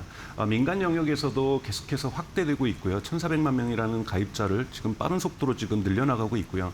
여러분 요번에 이제 객단가 흔히 말하는 1인당 지불하는 것이 32달러에서 26달러로 떨어져서 뭔가 수익률이 떨어진 거 아닌가라고 생각하시는데요. 그렇지 않습니다. 스타링크의 가격은 미국에서의 개인들이 하는 가격하고 브라질에서 아르헨티나에서 지불하는 가격이 다른데요. 지금 미국도 성장하고 있지만 이 남미에서 성장률이 대단히 가파르고 있거든요. 이유가 있을까요? 거기에는 여러분 네. 생각해 보세요. 아마존의 밀림에다가 예. 인터넷을 연결한다는 것은 불가능했는데 네. 위성으로 오면서 그 비용을 절감시켜주면서 빠른 속도로 지금 무선 인터넷이 확대되고 있는 상황인 거죠. 그런데 브라질 사람들한테 미국 사람들한테 똑같은 요금을 요구할 수는 없는 그렇죠, 거거든요. 그렇죠. 그러다 보니 여기는 좀 저가로 들어가게 됩니다. 그래서 평단가가 지금 낮아지고 있다는 것은 소비자가 늘어남에 있어서 늘어남에도 불구하고 즉 미국 외의 지역에서도 가파르게 성장한다고 볼 수가 있는 거고요. 이번에 스타링크의 또 하나의 장점이라고 할 수 있는 것은 기업과 정부 단에서의 매출이 늘어나고 있다는 겁니다. 그러니까 이 부분들은 우리가 여러분들이 직접 느끼시는 여행 갈 때 비행기에서 인터넷을 하실 수 있다는 부분들, 각종의 선박회사들 그리고 각종의 이제 농기계들 그리고 각각의 기업들의 어떠한 다양한 시설들이 다 인터넷으로 연결되고 있다는 것. 물론 한국에서야 워낙 좁은 땅덩어리에서 인터넷 연결하는 거라서 어렵지 않기 때문에 이미 다 연결되어 있지만 네네. 미국에서는 아직 유럽에서나 남미에서나 인도네시아 같은 경우에서는 연결되지 않은 경우가 너무나도 많기 때문에 아직 잠재시장, 성장할 수 있는 잠재시장의 여력들이 대단히 높다라고 볼 수가 있습니다. 네. 스페이스X 통신산업 그래도 미국 말고도 어떤 지역에서 선방하고 있다고 하니까 네. 이런 것도 실적에 도움이 될 것 그렇죠. 같다는 그리고 생각이 또 하나 들어요. 이번에 8월 말에 이제 스페이스X의 스타쉽 여러분 아시는 그 14차 성공을 했었죠. 15차 발사 같은 경우 8월 말에 있을 경우에는 14차 같은 경우에는 실제로 작동되는 V3 버전 즉 다음 버전의 스타링크가 올라갔었는데 다만 궤도에 못 올리고 몇 가지 작업을 한 다음에 불타 없어졌던 거고 네. 이번에는 목표라는 것이 실제로 작동하는 첫 번째 V3 스타링크가 올라가게 됩니다. 이것이 이제 점진적으로 이제 앞으로 올라간다고 생각하시면 어떤 부분에서 달라지냐면 스타링크의 V3는 이제는 거기에서 음성 통화도 가능해져요. 그러니까 지금까지는 무선 인터넷만 가능했다가 네. 음성 통화 가능한다는 것은 우리가 명실상부한 이동통신 사업자하고 동일한 서비스를 제공할 수가 있다라는 부분에서 한국 사회에서야 뭐 국가가 이제 용인을 해야 되는 문제이기 때문에 굳이 여기서 또 추가적으로 스타링크가 사업자로서 등장하지 않겠지만 해외 같은 경우에는 충분히 가능성들이 높다고 볼 수가 있습니다. 그래서 무선 통신에만 집중되었던 것이 그러니까 전화에까지도 그러니까 통화에까지도 확장된다는 부분에서 분명하게 다른 국면으로 스타링크가 계속해서 성장하면서 캐시카우를 할 거라고 보고 있어요. 그런데 이것도 주의하셔야 될 것은 네. 스타쉽이 계속해서 지연되거나 성공이 지연될 경우 문제점이 있습니다. 지금 스타링크의 버전 2는 더 이상 올리질 않고 있어요. 왜냐하면 이미 충분하게 궤도에 돌고 있기 때문에 네. 새 버전을 돌려야 되는 상태인데 새 버전을 돌릴 수 있는 것은 지금의 전통적인 팔콘 9이 아니라 스타쉽만이 가능한 거고 스타쉽이 완전하게 상업 운영이 되기 전부터도 궤도에 오르는 실험들을 할 때 그때부터 이미 가지고 가고 있는 거죠. 네네네. 그런데 만약에 이 스타쉽의 실험들이 계속 만약에 혹시 실패로 가게 된다면 지금 다시 성공의 국면으로 거의 근접하고 있는데요. 이렇게 되면은 스타링크 계획도 좀 삐끗할 수가 있다라는 부분들은 투자자분들이 좀 주의 깊게 보실 필요가 있습니다. 네. 사실 뭐 그렇습니다. 이게 굉장히 중요한 게 뭐 사업적으로 신사업도 어느 정도 뭐 증명해 놓는 부분이 없지 않고 실적 데이터도 나오고 근데 이제 캐펙스라고 해야 될까요? 뭔가 네. 투자를 많이 하는 거에 대해서 왜 이렇게 민감하게 그거는 생각하는지. 지금 스페이스X만 예. 캐펙스 투자에 대해서 좀 투자자들이 민감한 것이 아니죠. 메타도 마찬가지로 그것 때문에 주가가 폭락했고 그 실적이 좋았던 우등생이었던 구글, 알파벳의 주가도 크게 떨어졌던 네. 이유도 캐펙스 투자도 투자 자체를 지금 투자자들이 반대하는 것이 아니라 투자에 대한 리턴, 여기에 대한 수익이 수익이 또 생기는 것도 의심하지는 않아요. 수익도 생기긴 생기는데 그 수익의 속도, 얼마나 빨리 수익을 가져다 주는가, 이런 부분에 대한 관심도가 높은데요. 그러면서 이제 흔히 말하는 프리 캐시플로우, 그러니까 잉여 자금 자체가 마이너스로 전락했던 것이 이번에 구글의 모습이었던 거고, 네네. 그러다 보니 지금 스페이스X도 좀 비슷하다 보니 투자하는 건 괜찮고, 투자했던 거 지금 여러분 데이터 센터도, 클라우드 데이터 센터도 지금 스페이스X에서 많은 돈을 벌여다 주고 있어요. 여러분 아시는 것처럼 엔솔픽하고는 연간 150억 달러의 계약을 했고, 구글하고는 연간 110억 달러의 계약을 하고, 계속해서 이 부분들은 증가할 거라고 보고 있는데요. 정말 이렇게 투자 대비, 왜냐하면 스페이스X는 데이터 센터만 투자하는 것이 아니라 스타쉽에도 투자하고 그렇죠, 있고, 스타링크에도 투자를 하고 있기 때문에 성장을 위한 투자라는 것에 대해서 동의하지 않는 것이 아니라 이것이 언제쯤에 캐시로 전환될 것인가에 대한 두려움들이 지금 계속해서 있습니다. 이거는 지금 미국 투자 시장 전반에 있는 현상이기 때문에 스페이스X에게만 적용되는 건 아니지만 스페이스도 마침 거기에서 일종의 부분 낙제점을 받다 보니 네. 주가의 하방 압력을 받을 수밖에 없다라고 저는 보고 있습니다. 네. 네. 그런 부분으로 어쨌든 스페이스X가 최근 이제 급락하는 흐름들이 네. 있었고, 지금 머스크 계열사가 다 급락을 며칠 못하면서 투자 분위기가 안 좋거든요. 대표적으로 이제 테슬라. 테슬라는 좀 좋아지고 있잖아요.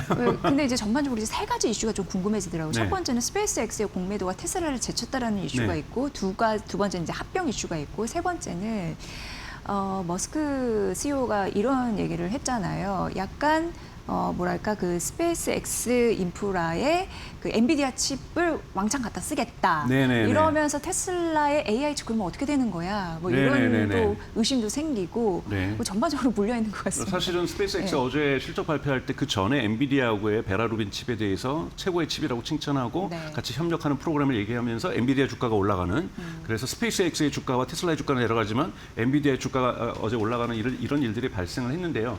우선은 공매도 부분은 크게 저는 중요하지 않다고 보고 있습니다. 네네. 스페이스X의 공매도가 늘어난 것이 아니라 테슬라의 공매도가 줄어들고 있는 거예요. 그래서? 네네. 이미 주가가 빠질 때로 300달러 이하까지 한번 빠졌다가 왔기 때문에 공매도 부분들이 확장되지 않고 공매도의 어떤 액수가 실현되는 이러한 과정이 있었기 때문에 테슬라의 공매도가 줄어든다고 보는 것이 맞고요. 합병의 문제 같은 경우에는 기술적인 합병, 저는 지금 실질적인 합병은 일어나고 있다고 봐요. 예를 네. 들면은 스페이스X에서 데이터 센터를 질 때 메가팩을 쓴다든지, 에너지를 갖다가 테슬라 걸 갖다 쓴다든지, 뭐 사이버 트럭을 쓴다든지, 뭐 기타 등등에 있어서 뭐 이런 연결들, 또는 이제 모델 Y라든지 이제 사이버 캡이죠. 사이버 캡은 생산되는데 기본적으로 스타링크의 안테나를 갖고 있다든지, 이러면서 실질적인 어떠한 스페이스X가 가지고 있는 것들이 테슬라로 가지고 있는 거, 흘러 들어가고 있는 거고, 테슬라가 가지고 있는 것들이 스페이스로 흘러 들어간다는 부분에서 기술적인 어떠한 협업들은 지금 많이 이루어지고 있는데요. 이번 지난주에 있었던 월스트리트저널 보도 해프닝, 즉 테슬라가 중국 테슬라를 갖다가 매각하는, 뭐 여러 가지 스플리팅하는 여러 가지 방안에 대한 검토 중이라는 거에 대해서 일론 머스크는 바로 거짓말이라고 반박을 했습니다만, 여기 바로 문제점이 드러나고 있는 거예요. 즉 테슬라하고 스페이스X가 합병했을 때 스페이스X에는 스타쉴드라고 하는 미국 국방부하고 미국 CIA의 프로젝트를 하고 있습니다. 이런 프로젝트가 하는 이 사업체들은 중국하고 거래를 하면 안 돼요. 안보라서? 그렇죠. 그렇기 때문에 중국하고 거래 부분이 걸릴 수가, 합병할 때는 걸릴 수가 있다는 거고, 두 번째, 공화당이라고 해도 이렇게 메가 컴퍼니 두 개가 합병하는 거에 대해서 찬성하기 어렵습니다, 여러분. 그러니까 뭔가 법적 논리들이 있어야 되잖아요. 큰 기업을 쪼개냈던 역사를 갖고 있는 것이 미국이에요. 대표적으로 벨이 그렇게 쪼개졌었던 거고, 두 번의 큰 쪼개는 것도, 이거 누가 했었냐면 민주당이 한 게 아니라 공화당이 한 거예요. 공화당이 독점 사업자를 싫어합니다. 자본주의 원리에 맞지 않다고 해서. 그렇기 때문에 이러한 이 공화당까지도 동의하는, 민주당은 당연히 반대할 거고요. 거품 물 거고, 이 거대 기업이 합병하는 것은 정치적으로 쉽지 않습니다. 그리고 여러분, 유럽연합에서 시장 점유율을 일정 정도 갖고 있는 두 개의 기업이 합병하는 것은 유럽연합도 찬성과 반대 권한을 가지고 있어요. 그럼 유럽연합의 입장에서 스타쉽도 쓰고 있고, 스타링크도 쓰고, 스타쉽이 아니라 팔콘 9의 위성도 쓰고 있고, 스타링크도 유럽도 쓰고 있고, 테슬라도 판매하고 있고, 이런 기업에 대한 합병에 대한 목소리도 유럽연합이 낼 수가 있어요. 과연 그러한 제도적이고 법적이고 정치적인 것을 돌파할 수 있을지에 대한 저는 매우 미지수가 많은 물음표가 아직 남아있다고 저는 생각이 들어요. 단계적으로 풀어 나가겠지만 지금 이것에 대한 합병 자체가 주가를 올리거나 내릴 수 있는 영향은 전혀 없다라고 저는 생각이 듭니다. 오히려 그 테슬라 그 자체를 봐야 되는 거고, 근데 정확하게 보셨던 것처럼 테라팹 문제인데요. 그러니까 테라팹을 하겠다 그러면서 도대체 어떤 일정인데 베라루빈을 쓰냐. 저는 매우 지극히 정상적인 일정이라고 봅니다. 테라펩은 2030년까지는 R&D를 하는 겁니다. 즉 자신들이 여러분 한 번도 제조를 못했던 기업이 지금 뭐 공장 짓는다고 해서 공장 버튼 눌린다고 해서 반도체 생산할 수 있으면 다 할게요. 다 못해요. 지금 우선은 뭐 ASML도 테슬라를 위해서 노광 장비를 만들겠다고 얘기를 했고, 그럼 노광 장비라는 것이 처음부터 흔히 말하는 EUV가 들어가는 것이 아니라 지금 사실 지금 중국이 만들고 있는 DUV가 들어가는 거거든요. 난리 났던 거예요. 그렇죠. 이 DUV가 테슬라에게 들어가서 예. 테슬라가 지금 하려는 건 뭐냐면 빨리 설계해서 실증해보고 다시 설계해보고 고쳐보고 실증해본 이러한 이 트라이얼 에러가 대단히 빠른 속도로 진행되는 연구 단계가 2, 3년은 반드시 가야 됩니다. 그럼 이것이 실제로 해서 제조가 시작되는 것은 빨라야 2030년이라는 거죠. 그럼 2030년까지 뭐 하겠어요? 지금 베라루빈 생산되고 있는데 지금 베라루빈의 첫 고객이 되겠다는 거잖아요. 스페이스X가. 그래서 첫 고객이 되겠다는 걸 발표한 거고 젠슨하고로 볼 때는 원더풀한 거죠. 첫 고객이 되고 대단히 컬러서스라고 하는 대단히 대규모 데이터 센터를 가지고 있고 데이터 센터를 짓는 속도도 어느 누구보다도 빠른 기업인 스페이스X가 베라루빈을 써줘서 베라루빈의 가치와 퍼포먼스를 입증해 주겠다는 부분에서 젠슨한 같은 경우는 바로 여기에 공급을 해 주겠다는 거고요. 근데 많은 분들이 테라펩은 또 어떻게 되는 다 테라펩은 조금은 근미래라고 할 수가 있고 베라루빈은 현재의 문제다. 그렇기 때문에 현재 가장 중요한 칩이라고 할 수 있는 베라루빈을 스페이스X가 적용해서 그걸 가지고 돈을 벌려고 하는 거죠. 다 임대 사업에 들어갈 거라고 보고 있습니다. 네, 현실적인 전략을 세운 것이다 이렇게 네. 좀 느껴지는데요. 말씀을 잘해주시면 중국 얘기 꺼내주셨잖아요. 네네. 근데 최근 이제 반도체가 오늘도 매도 사이드카가 막 걸리고 삼성전자, 네. SK하이닉스도 이제 고꾸라진 흐름들이 보여지는데 이게 어쩔 수밖에 없는 것 같습니다. 근데 중국이 워낙 거대 그 경제 규모로 이제 밀어붙이다 보니까 일단 CXMT 상장과 말씀해주신 DUA에 대한 장비 이슈도 있고 뭐 여러 가지 D램 생산량이 좀 폭발하면서 우리 공급 과잉이 되는 것이 아니냐라면 전반적으로 반도체가 지금 흔들거리는 계속 여파는 있는 것 같거든요. 어떻게 보세요? 여파는 있을 수밖에 없고 네. 앞으로 피할 수 없다고 보고 있습니다. CXMT 같은 경우는 이번에 80억 달러를 지금 기업 공개를 통해서 가지고 들어왔다라는 거 80억 달러를 여러분 작은 돈이 아니잖아요. 이걸 가지고 뭐 하겠습니까? 설비 짓겠죠. 공장 설비를 지을 거고 CXMT 같은 경우에는 조금 떨어지고 있는 이 범용 D램이라든지 또는 뭐 이런 메모리 쪽에서 강점을 가지고 있는 D램 쪽에서 강점을 가지고 있는 건데요. 물론 절대 CXMT가 이번에 HBM을 만들 거라고 저는 생각하지 않고 만들 수도 없다고 저는 생각이 들고요. SK하이닉스라든지 삼성전자 같은 경우에는 지금 벌어들이고 있는 천문학적인 막대한 수익을 기반으로 해서 R&D 투자를 할 것이고 HBM4가 아니라 HBM5라든지 6라든지 새롭게 계속해서 또 앞으로 달려나갈 거라고 봅니다. 그래서 격차를 더 벌릴 거라고 보고 있어요. 네. 하지만 범용 D램이라든지 서버용 D램이라든지 또는 스마트폰에 들어간다든지 PC에 들어간다든지 또는 자동차에 들어가는 반도체 같은 경우에는 중국이 빠른 속도로 시장을 장악하면서 SK하이닉스와 삼성전자가 가지고 있는 거기에서도 누리고 있는 고마진율이 축소될 수밖에 없다라는 것. 즉 밑에 단이라고 할 수 있는 범용 D램과 이 SSD라든지 이러한 전통적인 메모리 분야는 이제는 고마진율을 구가할 수 있는 시기가 얼마 남지 않았다. 얼마 남지 않았다는 신호를 지금 중국이 보여주고 있다는 부분에서 실질적인 위협이 되고 있는 건 맞는 건데요. 근데 이런 위협도 없이 경영하는 기업은 없습니다, 여러분. 제가 잘났다고 해서 저만 이 시장을 영원히 100년, 200년, 300년 먹는 기업이 인류 역사상 존재하지도 않았고요.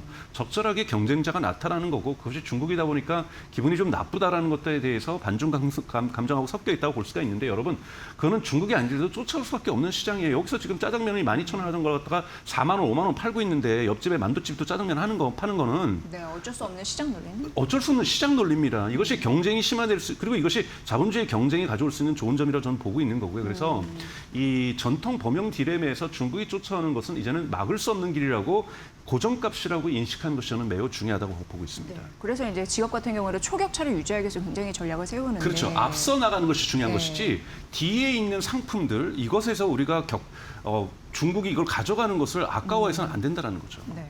근데 이제 중국에 이제 현장 갔다 오신 분들은 굉장히 중국이 공포스러워서 네. 우리가 이렇게 어쨌든 추격자는 맞으니까 가만히 있으면 안 된다라고 하면서 시장 점유율 뺏기는 굉장히 공포스러워하시잖아요. 네네네. 그게 일단 밀어주는 게 엄청나기 때문에. 그렇죠. 그리고 중국 자체의 수요가 엄청나게 있습니다. 중국 사람들 스마트폰 다 써야 되면 거기다가 기변할 때마다 거기다 다 D램 들어가야 되는데 사실은 지금 한국에서 중국 쪽인 그 D램 판매하는 게 제약이 걸려 있잖아요. 미국에 의해서.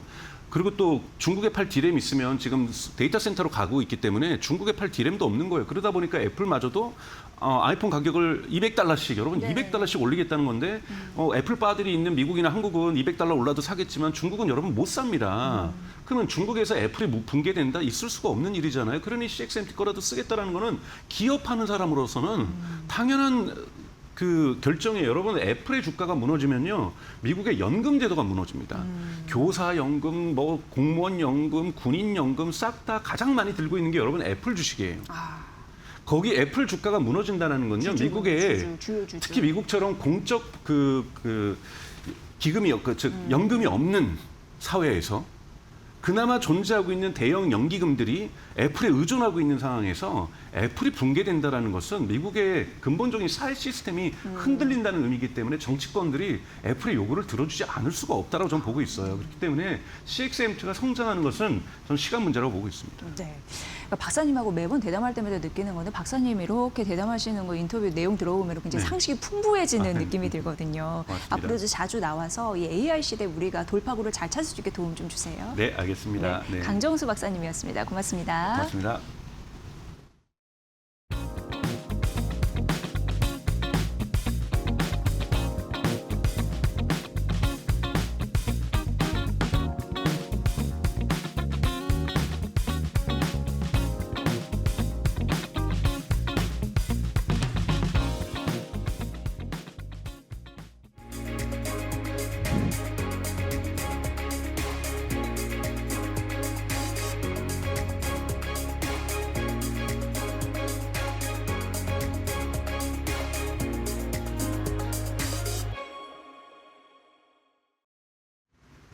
주요 증시 일정과 특징 종목들 소식 살펴보는 마켓 캘린더 시간입니다.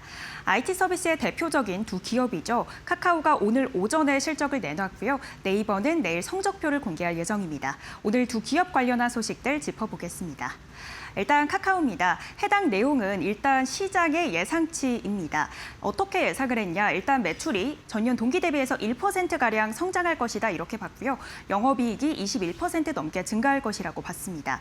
오늘 오전 실적이 나왔는데 해당 시장 예상치를 모두 상회했습니다. 매출은 9% 넘게 증가했고 영업이익단에서 36% 전년 동기 대비해서 증가한 실적을 내놨습니다. 영업이익이 2,770억 원을 기록하면서 2분기 사상 최대 실적을 다시 썼는데요. 일단 교보증권을 비롯한 증권사에서는 톡비즈 부문의 비즈니스 메시지 성장이 수익성 개선을 이끌 것이다 이렇게 예상을 했고 카카오페이, 카카오 모빌리티 같은 이 플랫폼 기타 사업의 성장세가 심상치 않다고 봤습니다. 오늘 이 컨퍼런스 콜에서 내용들이 전달이 됐는데 실제로 이 커머스 부분이 플랫폼 부문이 실제로 수익을 이끌었습니다. 전년 동기 대비해서 27%가량 성장하면서 실적을 견인을 했고요. 특히 카카오톡의 이 주된 광고 AI 모델이 톡비즈 부문의 광고 매출도 전년 동기 대비해서 12% 넘게 늘었습니다. 카카오톡은 이렇게 증가한 매출을 가지고 본격적인 이 고객들의 AI 비서가 될 수 있는 AI 서비스 개발에 박차를 가하겠다라고 밝혔고요. 오늘 오전에는 쿠팡이츠와의 협력 방안도 공개를 했습니다. 그렇다면 네이버 관련해서 실적 전망치 살펴보겠습니다. 네이버는 매출 3조 3,659억 원으로 예상이 되고 있고요. 15% 넘게 전년 동기 대비해서 늘어날 거다. 시장은 이렇게 보고 있습니다. 영업이익도 5,662억 원을 전망하면서 8.5% 증가세를 좀 예상받고 있는 상황인데요. 실적은 여전히 커머스가 견인할 거다. 이렇게 보면서 특히나 네이버 플러스 멤버십 가입자 확대가 실적을 이끌 것이고 이번에 또 스트리밍 플랫폼 치지직의 월간 활성 이용자 수가 지난달에 크게 늘었습니다. 2026년 북중미 월드컵 관련해서 5천만 명을 돌파하면서 크게 늘었는데요. 이런 것들이 좀 실적을 이끌어줄 것이다 이렇게 보고 있습니다. 그렇다면 네이버의 실적 전망도 살펴보겠습니다. 일단 매출 자체는 꾸준히 견조하게 우상향 곡선을 그렸습니다. 영업이익단이 전분기 2026년 1분기에서는 4분기보다 소폭 낮아졌고요. 2분기에서는 그래도 1분기보다는 직전 분기 대비해서는 좀 올라갈 것이다 이렇게 예상을 하고 있는 상황입니다. 4분기 단에는 커머스의 실적이 크게 늘어났고 2026년 1분기가 직전 분기에서 좀 낮아지긴 했지만 그래도 전년 동기 대비해서는 늘어난 영업이익을 기록했습니다. 다음 장도 살펴보시죠. 일단 이 증권사에서는 두 기업이 실적보다는 AI 사업의 이 수익화에 좀 초점을 맞추고 있습니다. 이제는 AI 모델을 공개하는 걸 넘어서 실제로 돈이 되는지를 증명해야 한다. 이런 단계다 이렇게 밝히고 있는데요. 일단 최근 네이버는 엔비디아로부터 10억 달러, 브룩필드와 100억 달러 규모의 투자 방안도 내놨습니다. 증권사는 2027년 4,750억 원까지 좀 매출이 늘어날 것이고 2028년에 2조 5천억 원 이 규모를 이어가면 향후 연매출 20조 원을 이루어내는 기업이 될 것으로 내다보고 있습니다. 지금까지 마켓 캘린더 살펴봤습니다. 네, 코스닥 들어올리면서 플러스 전환, 앞으로 이제 수남의 장세에도 중요한 포인트가 될 것 같습니다. 마켓나우 2부 내일 오전 10시 뵐게요. 함께해 주신 여러분 고맙습니다.